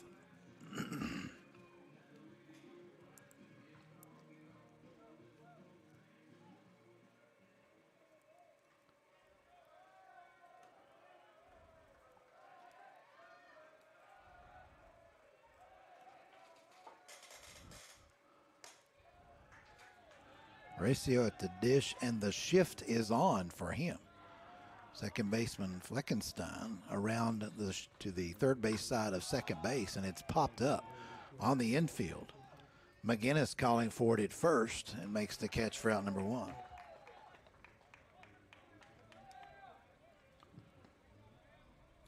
Now batting, third base number 12, Tyron Milliner. Tyron Milliner to the plate. He's 1 for 1 with a walk, a single in the 2nd. Was forced at 2nd on the first out of a double play, and then in the 4th was forced at 3rd.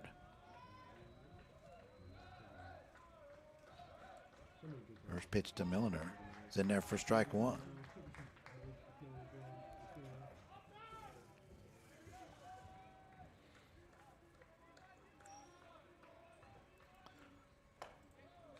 So one stays outside.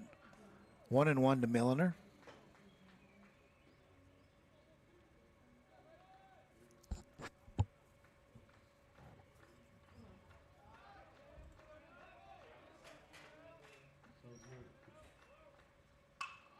Hit towards right center field. Pretty well tagged. Dale going over. Dale will make a running catch just to get to the warning track in right center field. Here's Brody Neviker. 6 straight now retired by Dohan. Here's Neviker, who hit into a 6-4-3 double play in the second, walked and scored one of the 2 Warrior runs in the fourth.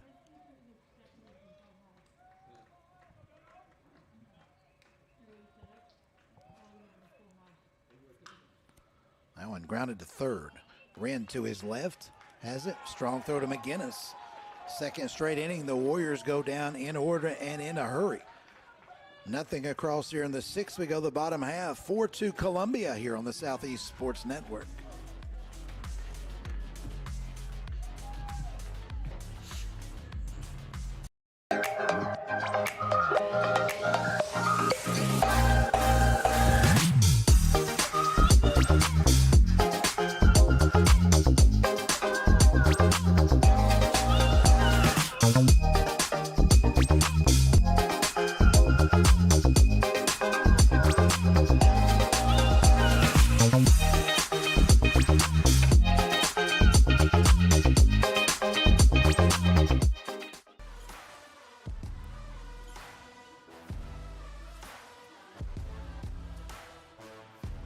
Back for the bottom of the 6th here at Hunter Wright Stadium in Kingsport. Columbia will send up 8, 9, and 1. Same sequences started the 2-run second for the Cougars. Lopez, Dell, and DeSonia. Lopez 0 for 2.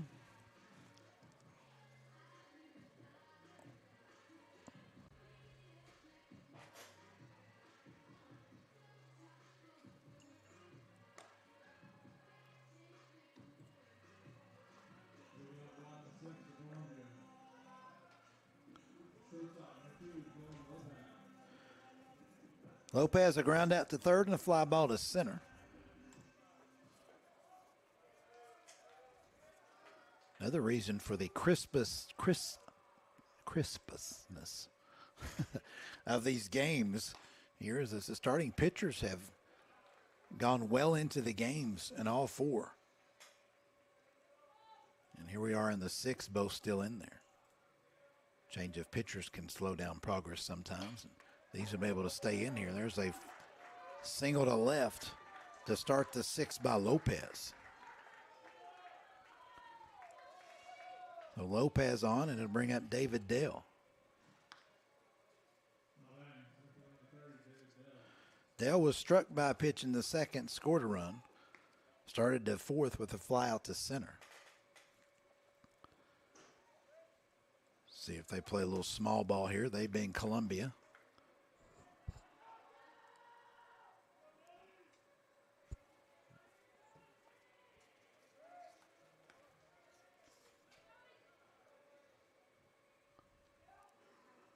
First pitch, and Dale does show bunt and bunts it up the first baseline, or tried to anyway, and it goes backwards. Foul ball.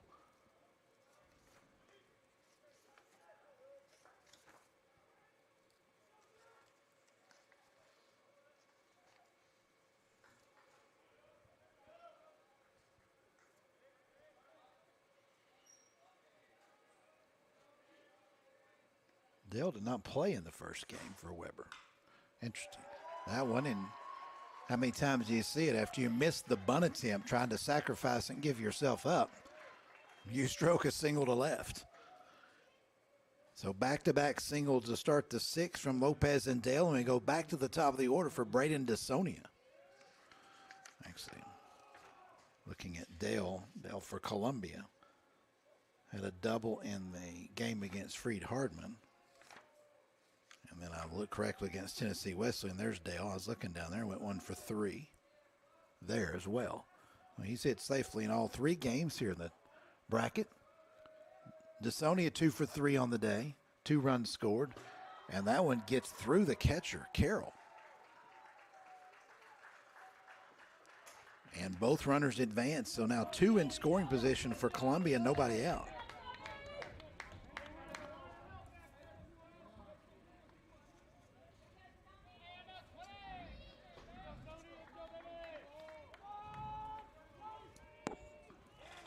One-0 count.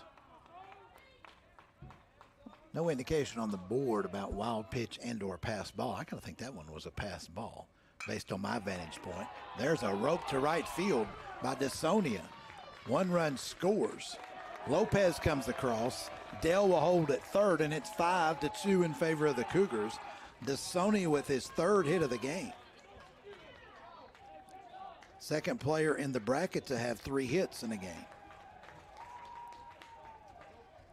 Now batting. Left field number 8, Caden Nicoletto.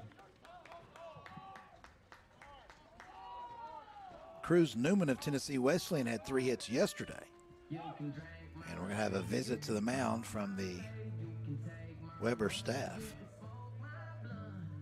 And in fact, the visit will also include a pitching change, as we've got a new pitcher trotting in for the bullpen.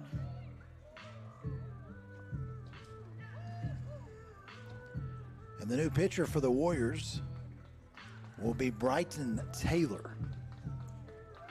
Taylor leaves Matthews here in the 6th. Matthews does not retire a batter here in the 6th, so he'll go 5 full innings officially.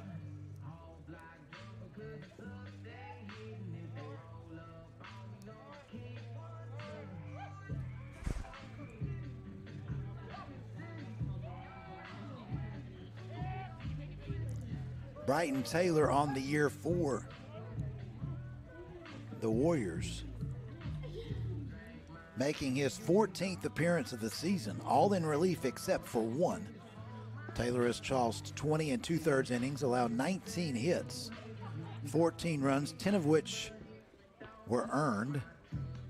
He struck out, or walked 9, struck out 14. The ERA for Taylor at 4.35, and the WHIP at 1.35. 1 save on the year for Taylor and the 1-0 record. So Taylor inherits a 1st and 3rd no-out situation with Caden Nicoletto at the plate. Nicoletto 3 for 3 on the day. Taylor is a 6'2" senior out of Orlando, Florida. Started at St. Peter's University before coming back home.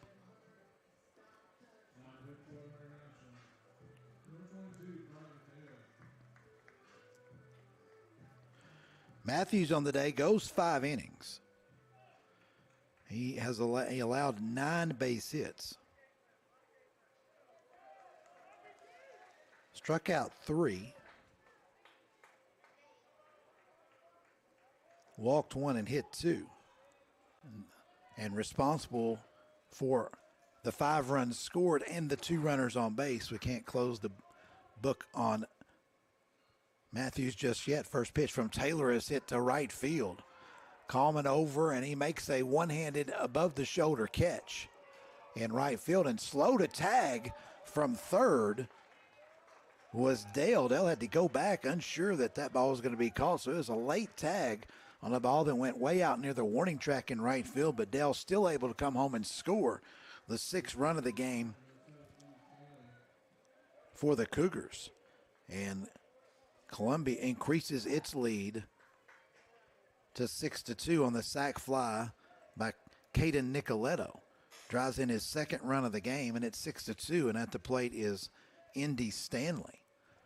Runner at first, DeSonia, did not go. Now he's trying to steal. Throw down to second is not going to be in time to get DeSonia. DeSonia with the stolen base, the first stolen base of the game by either side.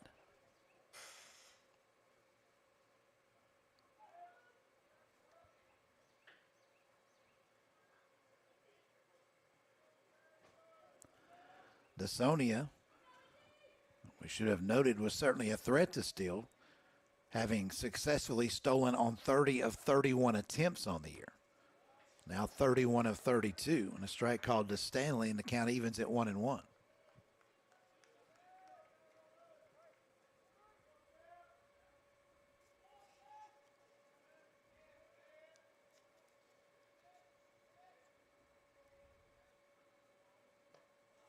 One pitch strike called to Stanley. Stanley is 0 for 1 officially on the day. Was hit by a pitch in the first, struck out in the second, walked in the fourth. So he's up there for a fourth time as the Cougars here in the sixth already began their fourth trek through the order.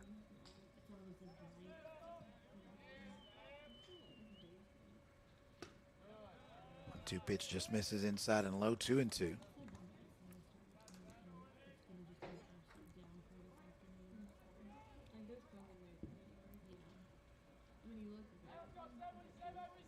Two and two here to Stanley.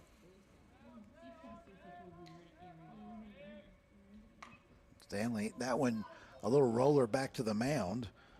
Taylor out to get it. Throw to first in time for the second out. Scooting down to third is DeSonia. Now batting, third base number 22, Tyler Wren.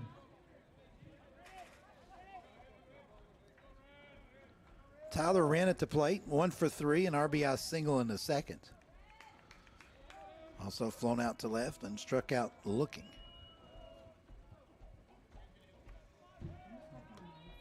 Pitch to Wren, a big cut by Wren. One of the hardest swings I've seen of the 3 days, and Wren comes up empty, 0-1.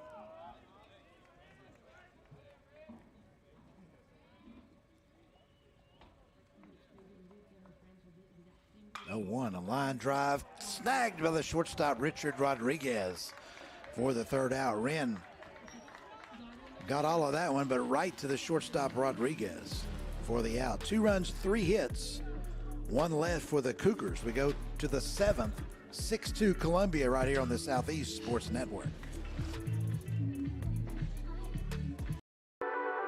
The Southeast Sports Network, your free ticket to front row sports action. From heart-pounding football showdowns to thrilling basketball games, experience every moment live, all from the comfort of your home. Your favorite athletes, broadcast in real time and on demand. It's not just streaming, it's your front row ticket to the best of Southeastern sports. And the best part? It's absolutely free. Don't miss a moment of your favorite teams. Join us now at the Southeast Sports Network. The Southeast Sports Network, your front row ticket to live sports. The lead is back to 4 for Columbia as we roll into inning number 7 here at Hunter Wright Stadium in Kingsport.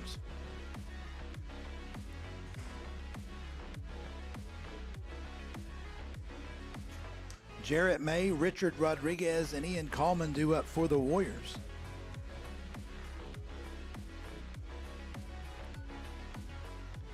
Cam Dohan begins his 7th inning of work. Numbers through 6 innings here for both sides. Weber 2 runs, 5 hits. Warriors have committed 1 error. And the Warriors have only left 3 on base.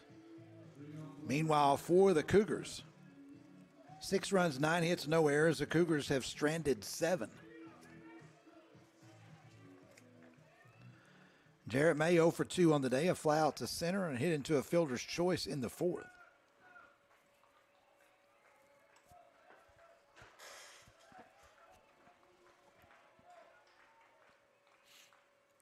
First pitch to May, starts him out with the curveball, and it's a strike 1.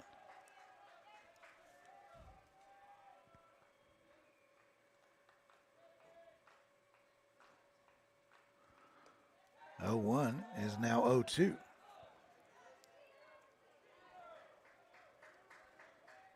Dohan, through 6 innings, has struck out just 3. Walked 2. Both were issued in the 4th. The 0-2 pitch hit towards the shortstop, and Lopez will handle it for out number 1.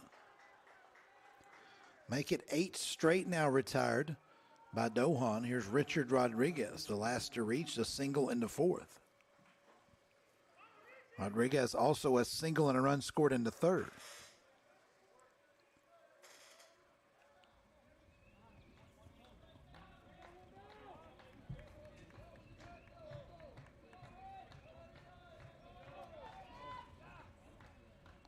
First pitch to Rodriguez. Breaking ball breaks in there for strike one.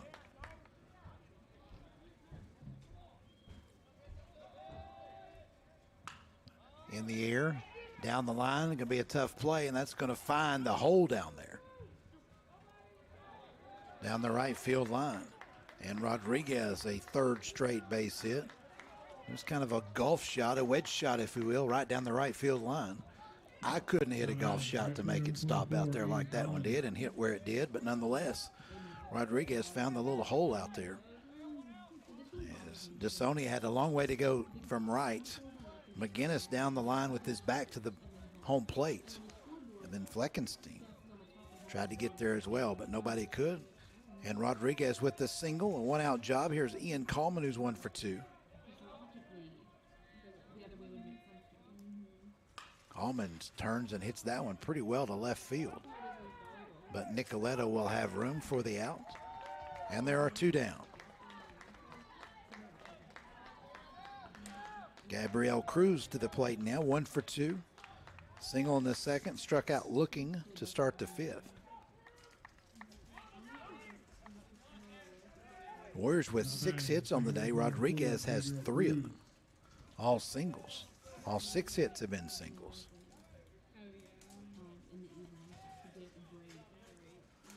The Warriors have had runners in scoring position in only the 3rd and the 4th innings. And have been hurt by a couple of double play balls in the 2nd and the 3rd.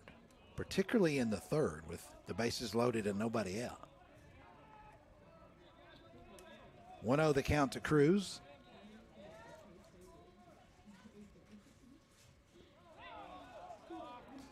That ball hits the carpet. 2-0 the count to Cruz.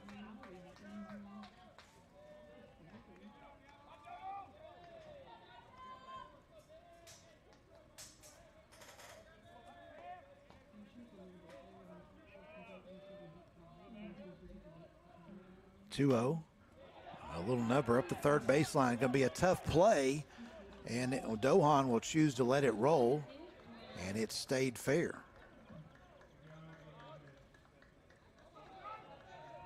I'm not sure whether Dohan was called off or thought the third baseman, Wren, had a better chance to get the out coming off the mound, but either way, it will be a single for Cruz, his 2nd hit of the game. So 2 singles here in the 7th off Dohan. One a blooper that found the hole, and then that one just a little nubber, if you will, up the third baseline. They look like line drive singles in the scorebook. They were anything but there's 2 on and 2 out. Back to the top of the order we go for Cameron Carroll. Carroll 0 for 3 on the day. Line out to left, hit into a double play, and then a fly out to right, and takes strike 1.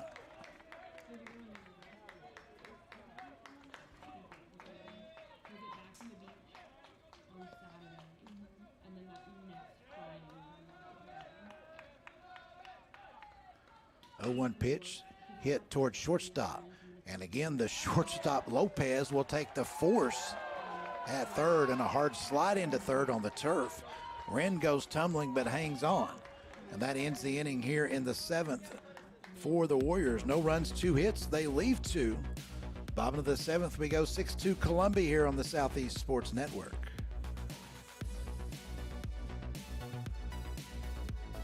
Welcome to the new era of brand promotion. Are you trying to find a way to make a splash?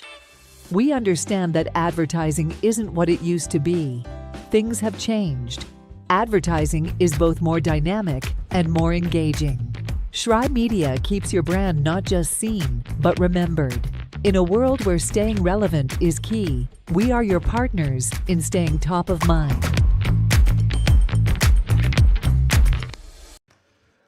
Bottom of the 7th now here at Hunter Wright Stadium. Columbia continues to lead 6-2.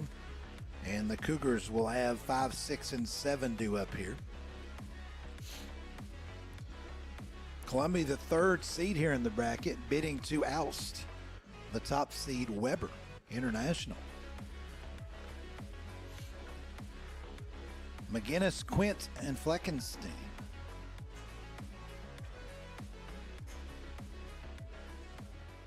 Will be the hitters for the Cougars. Against reliever Brighton Taylor. Taylor entered in the 6th.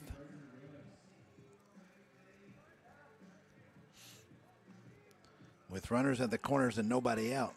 Surrendered to sacrifice fly to Nicoletto, but then got to bounce back to the mound and line out to short to get out of it. Here's Braden McGinnis, who's 0 for 3. Did drive in a run with the fielder's choice in the first. First pitch is a strike called. We can close the pitching line on the starter, Braden Matthews.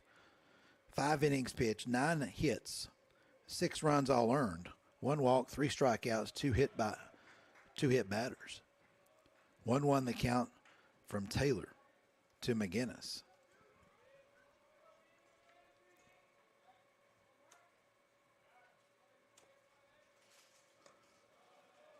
One pitch is ball 2. The winner today is not done today. Unlike the first 2 days, where you played one and called it a day. The winner here will stick around and play Tennessee Wesleyan at 2 o'clock. 3-1 pitch inside and tight, and a leadoff walk drawn by McGinnis.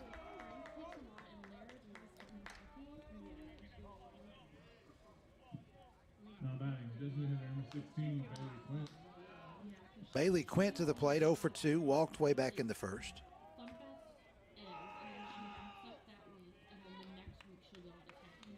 And it looks like that McGinnis will have a pinch runner, and again it will be Miles Jasper pinch running for McGinnis.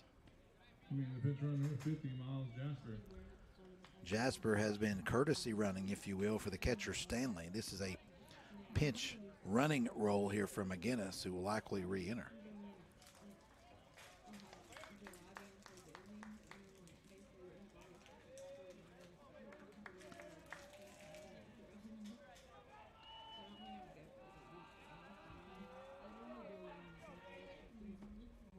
Jasper, first pitch, trying to steal, throw to second, not in time. Jasper's called time, and he's back behind second. I don't know whether the ball hit him. The ball kind of got away from the defense out there. Maybe he got some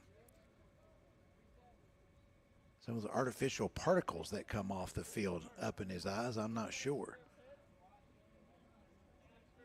Anyway, they're out there attending to Jasper, who stole on the first pitch.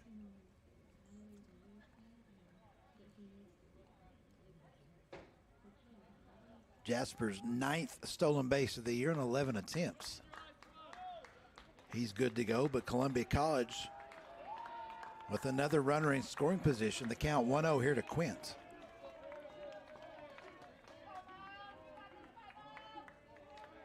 I thought Carroll did a pretty good job getting the ball down there. I didn't think when Jasper took off, the jump he got, they had much of a chance to get him.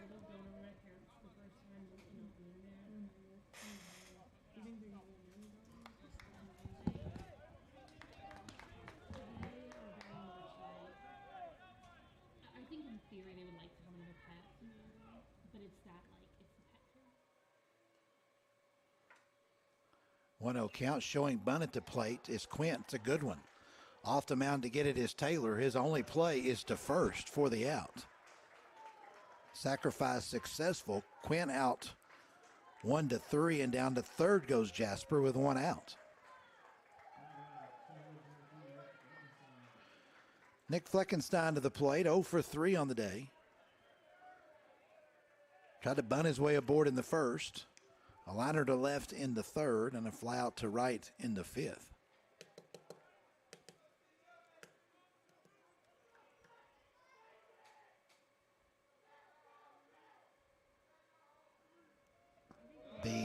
Weber International defense is in all the way around. Cannot afford to allow another run to score here. Already down 4 in the bottom of the 7th. Fleckenstein, a 1-0 count. Ball in the air. Carroll giving chase. Carroll will run out of room as it hits just up in the stands down to our right. 1-1 the count.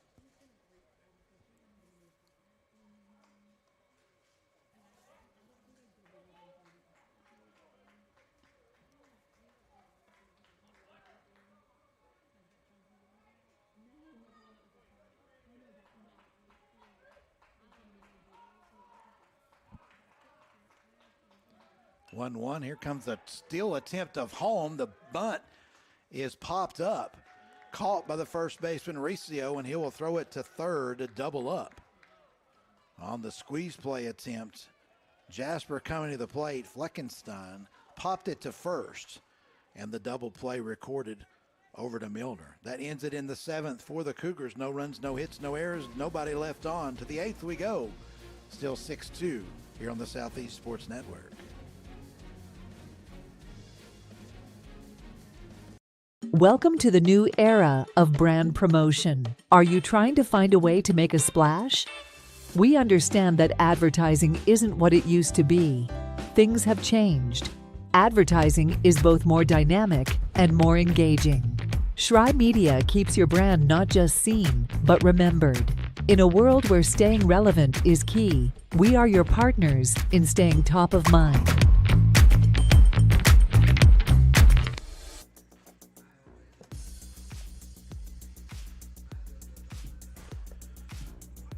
We go to the 8th inning here at Hunter Wright Stadium. Weber will send up 2, 3, and 4. Weber with 6 outs to go, down 4 here.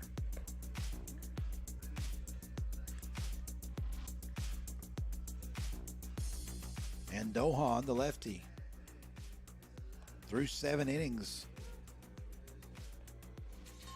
starts the 8th for Columbia. Columbia tried to manufacture itself in another run there in the bottom of the 7th. Executed everything well till the final attempt to get the runner home as McGinnis walked. Jasper then stole second. Quint sacrificed Jasper to third, and then on the 1-out squeeze play attempt, Fleckenstein popped it out, and so Jasper was doubled up as he'd already crossed home plate when the ball was caught by the first baseman. First pitch to Becker, and it hit him. Becker on with the hit by pitch. Curveball never bit. And so Becker leads things off here in the 8th with the hit by pitch. We do have some folks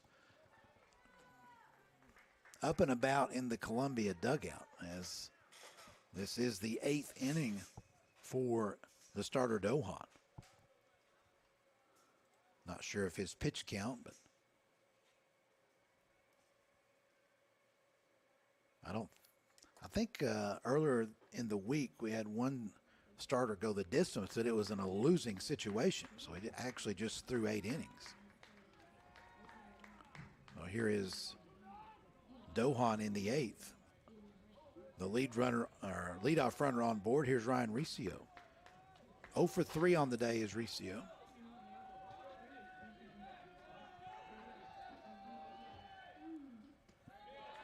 First pitch in there for strike 1.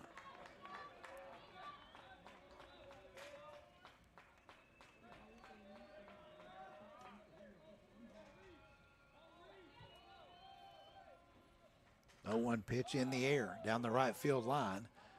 It will be a foul ball and nobody will get there. Vast amounts of foul territory here at Hunter Wright Stadium,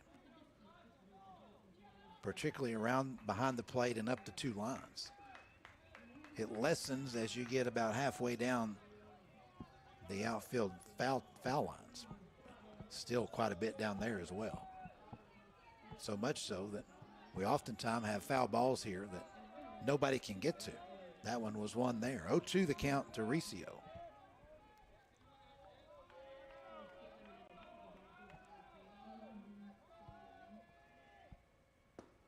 2 pitch outside, throw down to first. And scampering back is Becker.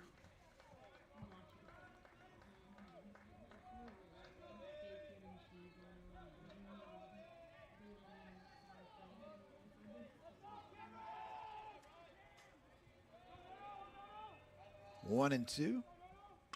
A chopper over the mound, grabbed by Lopez is short. He'll flick it to Fleckenstein over to first in time for the double play. The Columbia defense comes through again. It's third double play of the day. And Lopez and Fleckenstein out there have quite the double play combination going. Both turned it very quickly. That one was a second 6-4-3 double play. 2 out, nobody on for Tyron Milliner.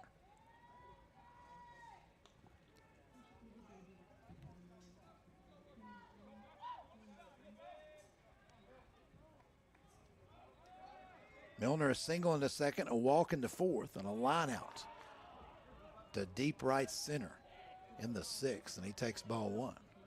Exactly the situation you want to face this guy with 2 outs and nobody on.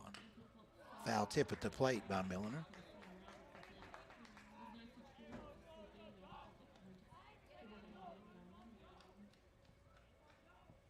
Second baseman Fleckenstein is, in softball terminology, he's the short fielder.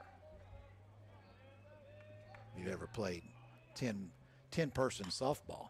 That one hit over the short fielder towards right field, coming to the plate, making a diving catch is DeSonia for the 3rd out. So Columbia flashes the leather here in the 8th, and Weber is down to its final 3 outs. No runs, no hits, no errors. We go to the bottom of the 8th, 6-2 Columbia on the Southeast Sports Network.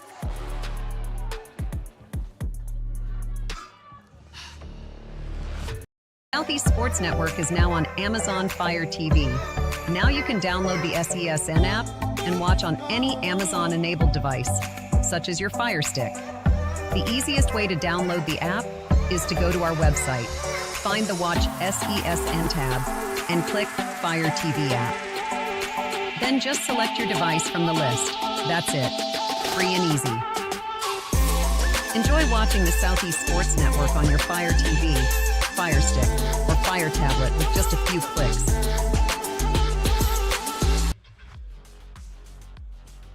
Bottom of the 8th we go here at Hunter Wright Stadium. Columbia College up 6-2, and the Cougars will send up 8, 9, and 1. 3rd time today that sequence has started a frame for the Cougars.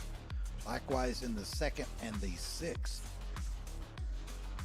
So Lopez, Dale, and DeSonia.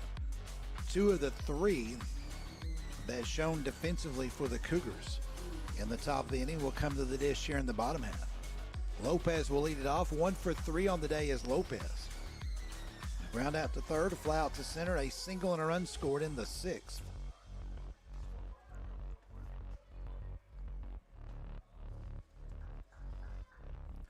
High noon here in Kingsport. Pitch high and tight to Lopez.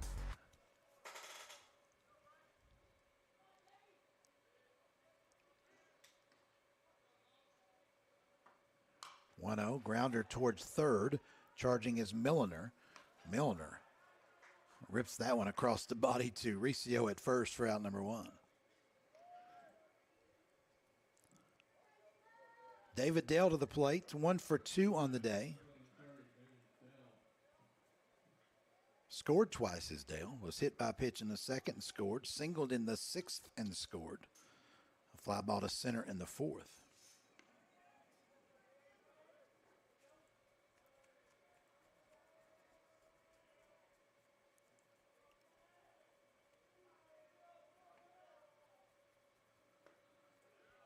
It's in there for a called strike to Dale.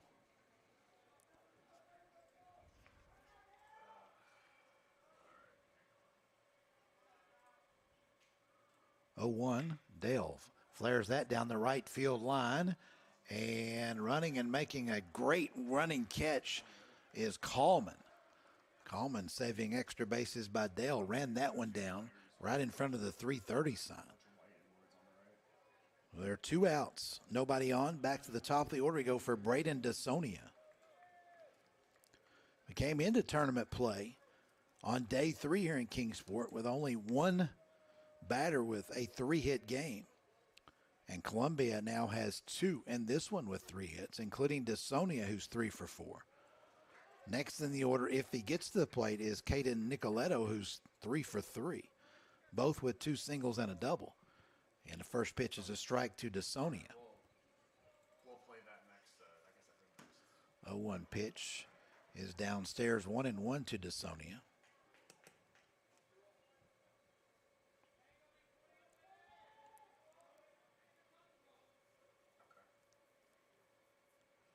All right, well, I'll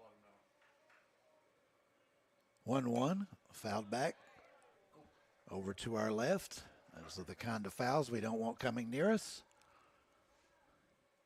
Fortunately, it was to our left. 1-2 the count to DeSonia.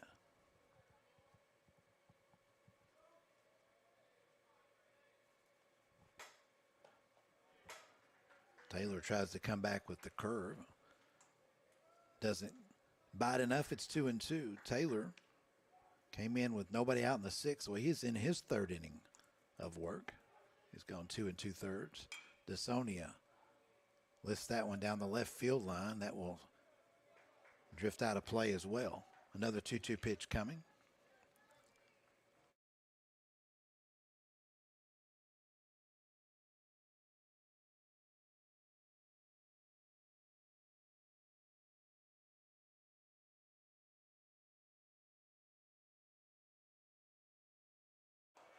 Two the count. That's fouled away.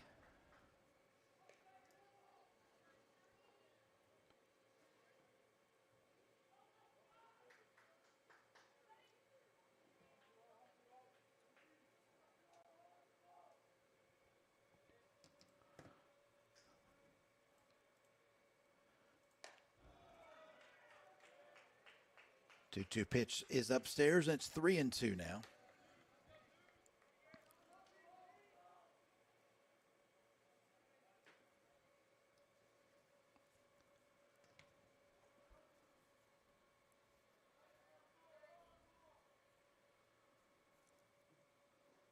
Three-two pitch, ground ball up the middle, flagged by the shortstop Rodriguez behind the bag. Rodriguez. Well, the twirling throw cannot get DeSonia at first. Should be an infield single in the first 4-hit game of the tournament, authored by DeSonia. Oh, my gracious. They charged him with an error? Not bad. Left field and right. How do you charge him with an error? He's all the way behind second base and a 360-degree spin on a guy at the leadoff spot that can run. Well, that's harsh. That is harsh.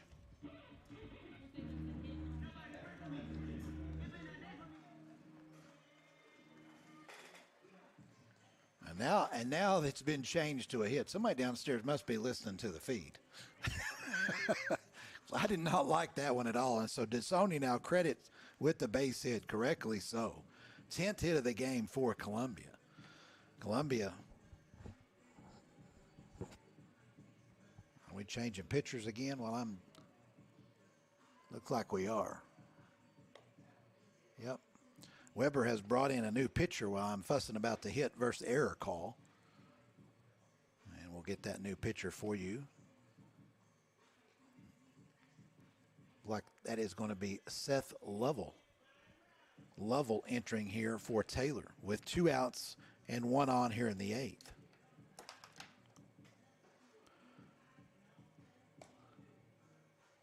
So Brighton Taylor will go 2 2/3 before giving way to Lovell. Lovell, a 6'1" junior out of Titusville, Florida. Started his collegiate career at Palm Beach State College. 3rd pitcher of the game here for the Warriors.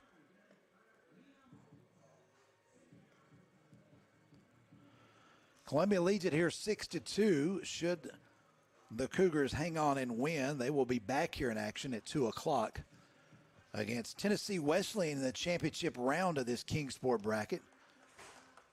Should Columbia win that game, we're back here tomorrow at some point. I do not know the starting time of that.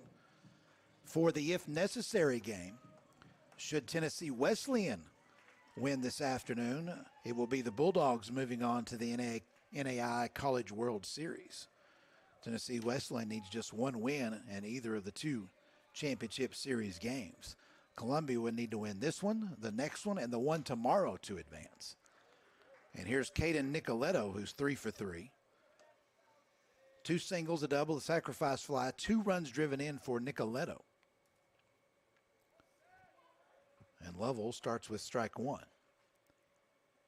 0-1 pitch, 1-1. If you're looking to the top of the 9th for Weber, they will have up 5, 6, and 7. Already needing 4 just for the tie. 1-1 pitch, swung on and missed by Nicoletto. 1-2 the count.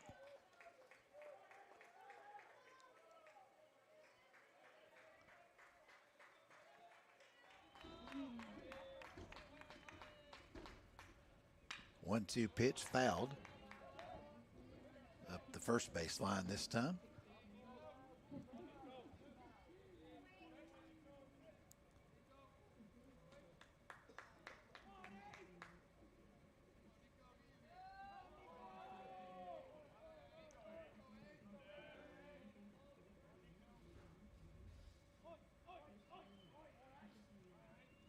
One-two, runner started to go. DeSoni then held up. DeSoni's already stolen 1 base. 31 for 32 on the year is DeSonia.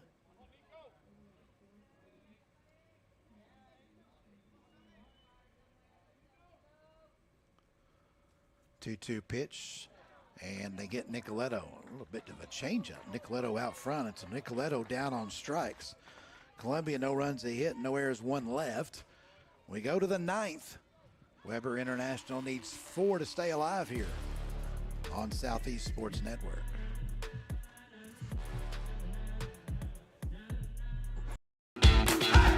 Welcome to SESN, your ticket to the front row of the sports world, covering local, regional, and national events.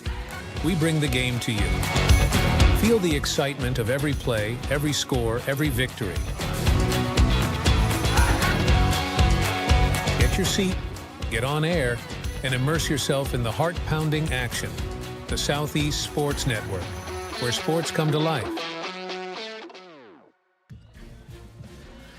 All right, we're back here at Hunter Wright Stadium. Weber International down to its final 3 outs. And they want to keep this season alive.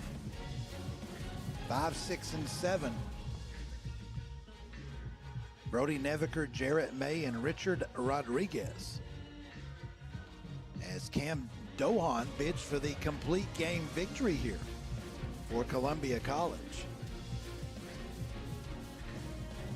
If Dohan can get through inning number 9 here and Columbia wins, we'll take a little bit of a break. Columbia will be back here at 2 p.m. to face Tennessee Wesleyan, and in the championship series, it will be a 2-seed versus a 3-seed deal. Weber International is the top seed. They would be eliminated. Freed Hardman ousted yesterday as the 4-seed. Tennessee Wesleyan wins this afternoon. They are again headed to the NAIA College World Series. Columbia would need a win today and another tomorrow. And what would be the, if necessary, that did prove necessary game. That's the situation here in the double elimination bracket. Brody Neviker steps in, 0 for 2 on the day, walked and scored in the 4th. First pitch, a slow roller on a bunt to 3rd. And unable to grab it one-handed is Tyler Wren. And so Neviker does what the Warriors have to do here, and that's get folks on base. Neviker on with the leadoff single.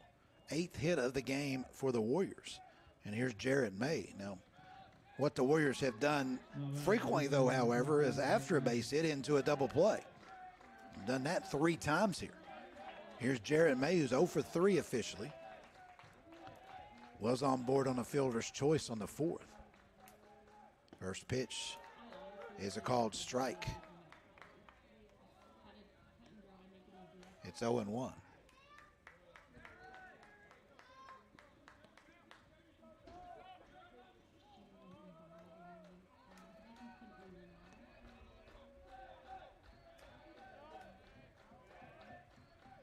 0-1 pitch way outside, 1-1.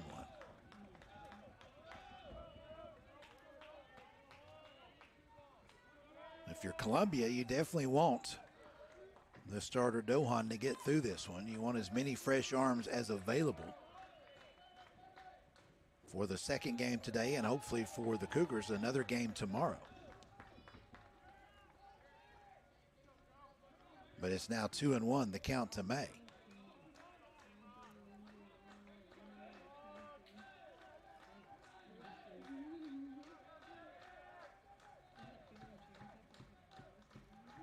Two-one to May. He held up. They'll check it first and also call the ball.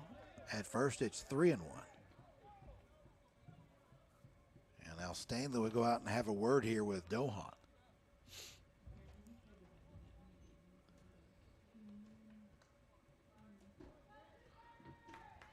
Three-one count. You come into the ninth inning, up 4, just need 3 outs, but nothing is ever easy in baseball. 3-1 count to May.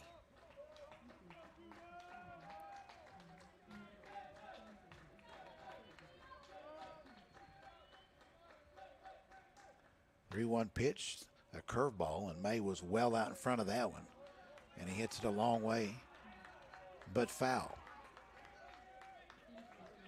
Wasn't a great location on that curveball from Dohan, but fortunately he had May off balance. Payoff pitch coming.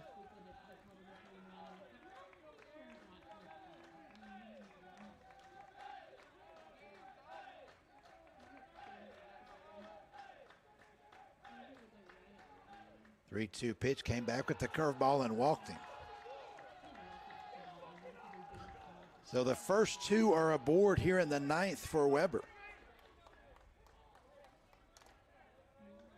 For Dohan, that's just the 3rd walk of the game. He walked 2 in the 4th. Here's Richard Rodriguez. Rodriguez 3 for 3 on the day. 3 singles.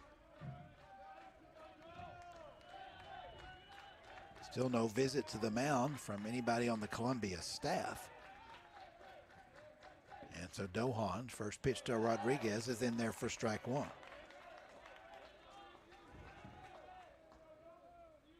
And even though it was a strike, Dohan doesn't like the ball.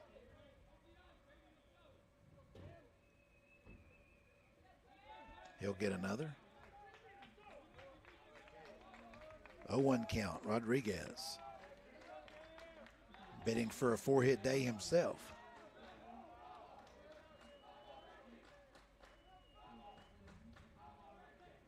Rodriguez will ground it foul at third, and he's in an 0-2 hole.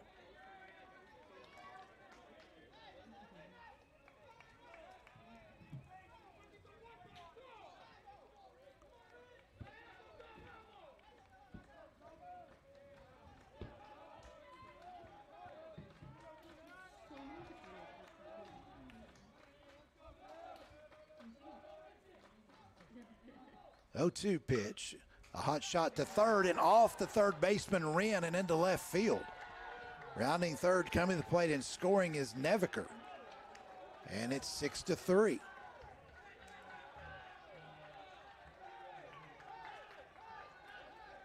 That's going to be an error on Wren at third, who I thought for a minute, if he had come up with that cleanly, could have had another double play for Columbia, but it was sharply hit by Rodriguez.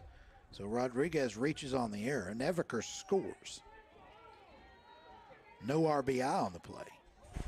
Stopping at second is May, and now the tying run is at the plate in the form of Ian Coleman, and now we will have a visit from a member of the Columbia staff.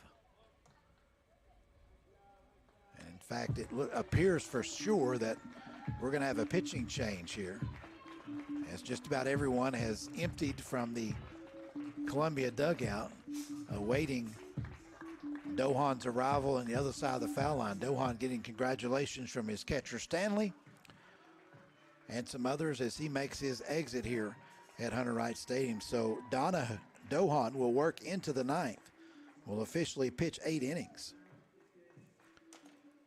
And the new pitcher on the mound for Columbia. is, well, let's see. Looks like they have moved Wren. Yep. Well, so Tyler Wren, who just made the error at third, is now moving to the mound. And so we'll also have a new third baseman for Columbia. And I got no chance to see that number through these non-transparent windows, but I did pick it up. Danny Ortega coming in to play third. Ortega at third, a 5'10 junior out of San Bernardino, California. And so Wren moves to the mound.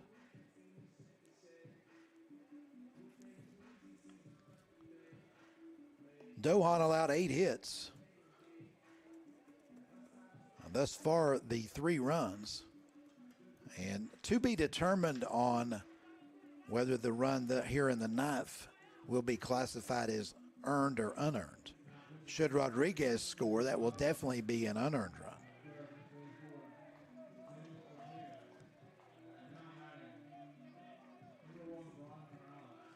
Tyler Wren on the year, making his 10th appearance on the mound, all in relief.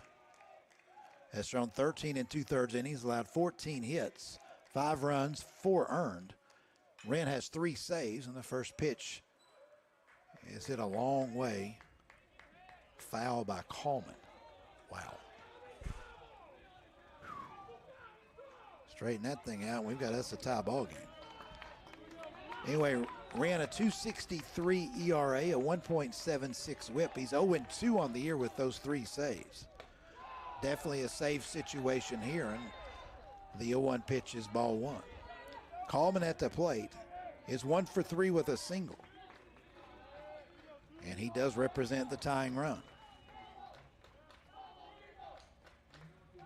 1-1 pitch in there. 2-1.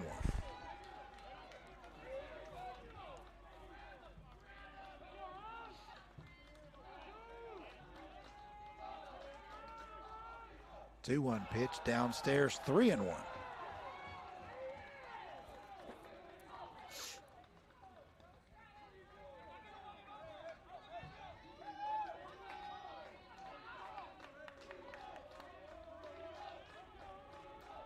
Three-one pitch, swung on and miss.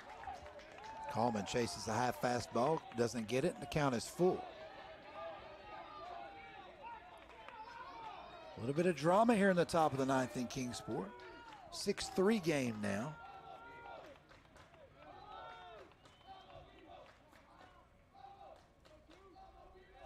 Pitch to Coleman is ball 4, and the bases are loaded, and the tying run is aboard for Gabriel Cruz. Cruz 2 for 3 on the day. Now batting, second base number 4, Gabriel Cruz.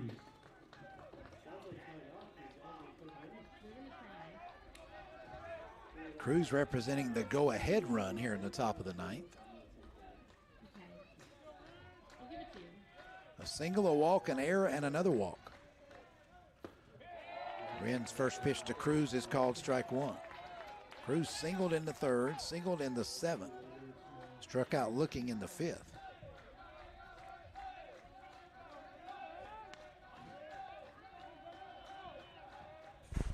Wren to the belt. Off-speed pitch stays upstairs, 1-1.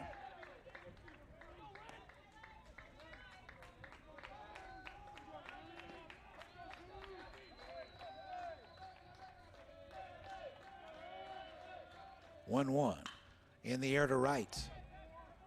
DeSonia backing up. DeSonia will make the catch. The throw will come into second as May scores from third. Rodriguez to third. And the throw to second keeps the tying run. Coleman at first. That's the right throw by DeSonia. But Cruz the sacrifice fly in the RBI. We go back to the top of the order. Runners on the corners now, 1 out for Cameron Carroll. And now here we come, another visit out of the dugout by the staff for Columbia College. Could be head coach Daryl Munns, who's in his 8th season. So meeting on the mound is Weber, which entered the ninth down to its last 3 outs. Has scored twice, still has 2 outs to go. 6-4 the count. It looks like everybody will stay put this time for Columbia College. And Wren to deal with Carroll, who's 0 for 4. A line out to left, hit into a double play, a fly ball to right, and a fielder's choice. And if you're Columbia College, really the emphasis here is on Coleman at first. You want to keep him out of scoring position. Some of the discussion could have been what would be the situation if Coleman chooses to try to steal second with the runner at third. I don't know that they'll try to do that. I see too much high school baseball. Well, that's pretty much done every time. First pitch into Carroll is upstairs 1-0. This is not that. 1-0 the count. And plus, it's a modest lead for Coleman at first. They will throw over there, however.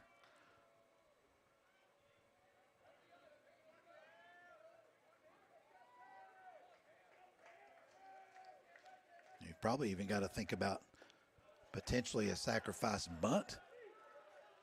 You know, if you're Weber, you hate to give up an out, but you do want to get the runner in scoring position if you can, but I don't know that you're going to bunt your leadoff hitter. All kinds of possibilities here. First and third and 1 out, a 2-0 count. And that is hit well to right, but right at DeSonia. DeSonia will make the catch again, and again we'll throw it into second to keep Coleman at first. Rodriguez does score. Second straight sac fly. But now Weber International down to its final out, and the runner still at first. The runner, of course, being the tying run, Coleman at first. Here's Joseph Becker. Becker 0 for 3 on the day. 2 strikeouts, a fly out, and a hit by pitch. So Coleman, the tying run, stays at first. And the old proverbial, those runners on base don't matter. That's why you got to keep the tying run at first. And so DeSonia out there in deep right field on back-to-back plays chooses not to throw it home and allow potential on the backside of the throw, Coleman to go down to second.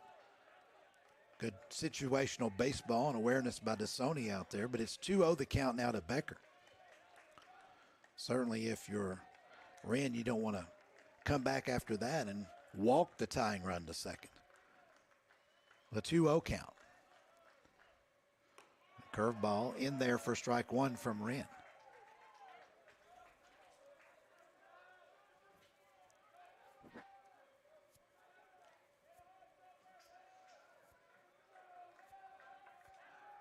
Throw again over. Coleman diving back. Coleman still with the modest lead at first, and the pitch is popped up. Short center. Coming in is Dale. Dale calling for it, and he's got it. And Columbia survives the ninth here. Weber rallies for 3 runs, but falls a run short. And Columbia will advance here in the Kingsport bracket to take on Tennessee Wesleyan this afternoon. Your final score is Columbia College 6 and Weber International 5. Your final numbers for Weber: 5 runs on 9 hits. The Warriors commit 1 error, and the Warriors leave 6 men on base. For Columbia College, 6 runs on 10 hits.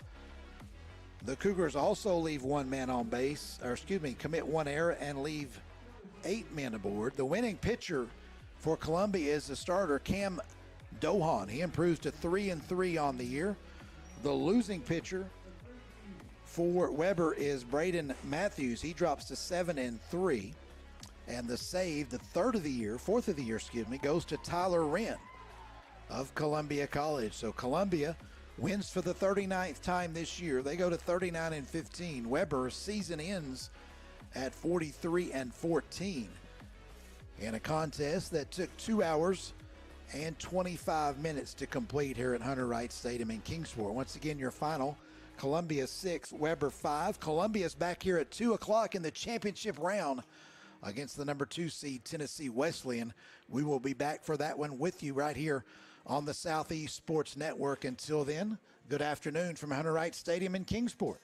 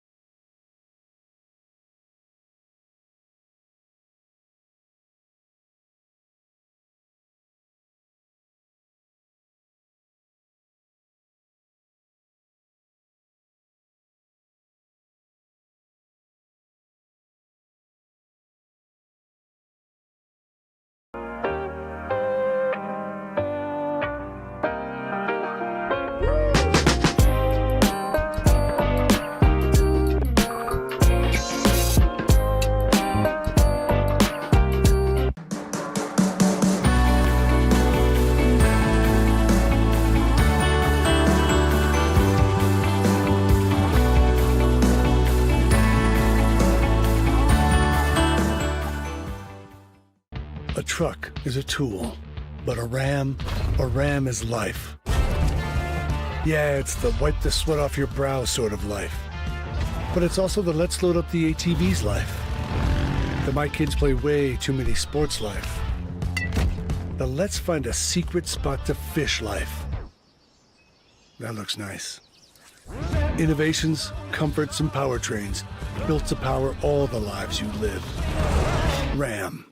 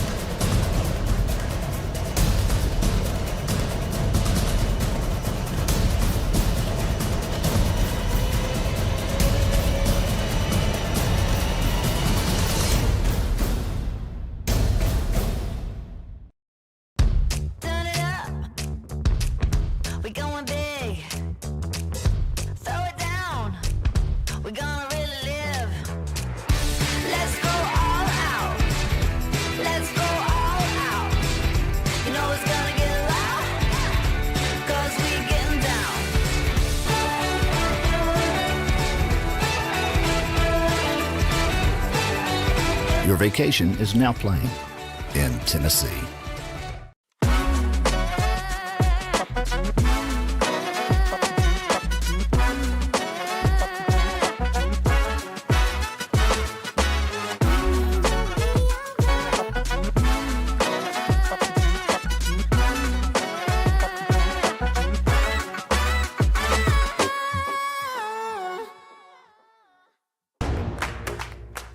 Join SESN for an unmatched sports experience. Dive into the world of game highlights, real-time updates, and electrifying coverage. With SESN, you're not just watching sports, you're living them. Be the first to know. the first to see, and the first to share every big moment. The Southeast Sports Network, where sports come to life.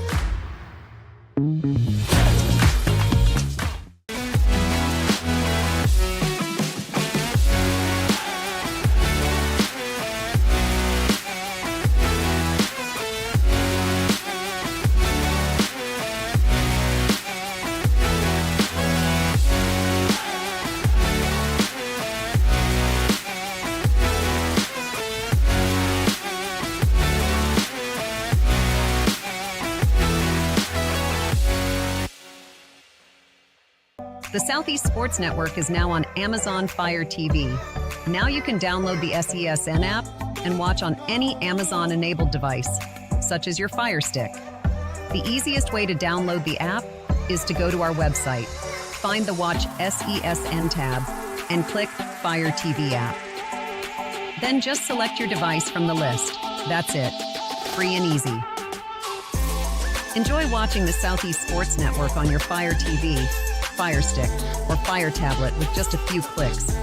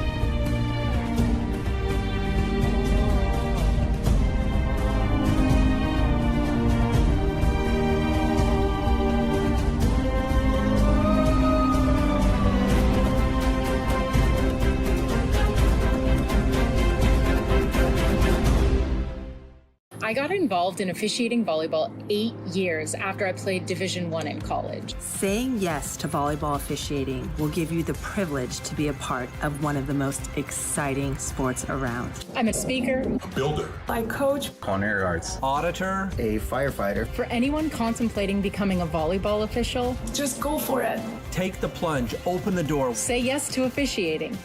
Learn more about how to get involved at sayyestoofficiating.com.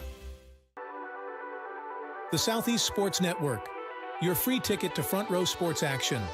From heart-pounding football showdowns to thrilling basketball games, experience every moment live, all from the comfort of your home. Your favorite athletes, broadcast in real time and on demand. It's not just streaming, it's your front row ticket to the best of Southeastern sports. And the best part? It's absolutely free. Don't miss a moment of your favorite teams. Join us now at the Southeast Sports Network. The Southeast Sports Network, your front row ticket to live sports.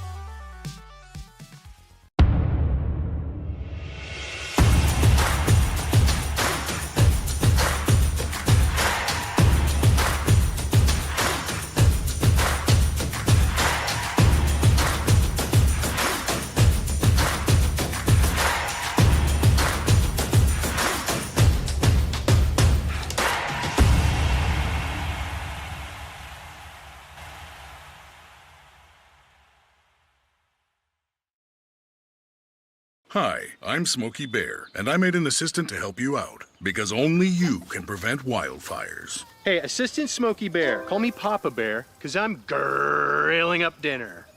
Do you get it? Yes, good job. So, what should I do with all these coals? Don't just toss them out. Put them in a metal container because those embers can start a wildfire. I understand. The stakes are high. Ha ha ha ha. See, Smokey thinks I'm funny.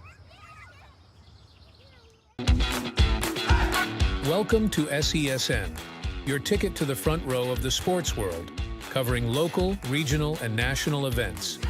We bring the game to you. Feel the excitement of every play, every score, every victory. Get your seat, get on air, and immerse yourself in the heart-pounding action. The Southeast Sports Network, where sports come to life. rhythmic sound of more than 500 cascading waterfalls. The endless echo of more than 10,000 caves. The serene silence of 1,000 miles of wilderness trails. The next time someone tells you to get lost, consider it an opportunity. Your vacation is now playing in Tennessee.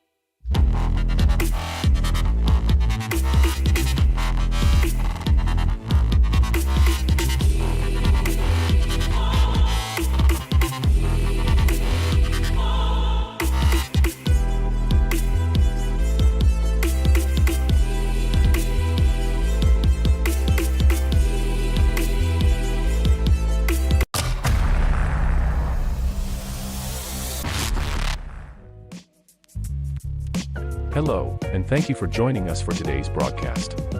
This broadcast is a product of Shry Media, LLC. Unauthorized use, sale, or redistribution of this media in any form is strictly prohibited without the express written consent of Shry Media. Radio and television mediums are encouraged to reach out. Thank you for tuning in. Enjoy the game.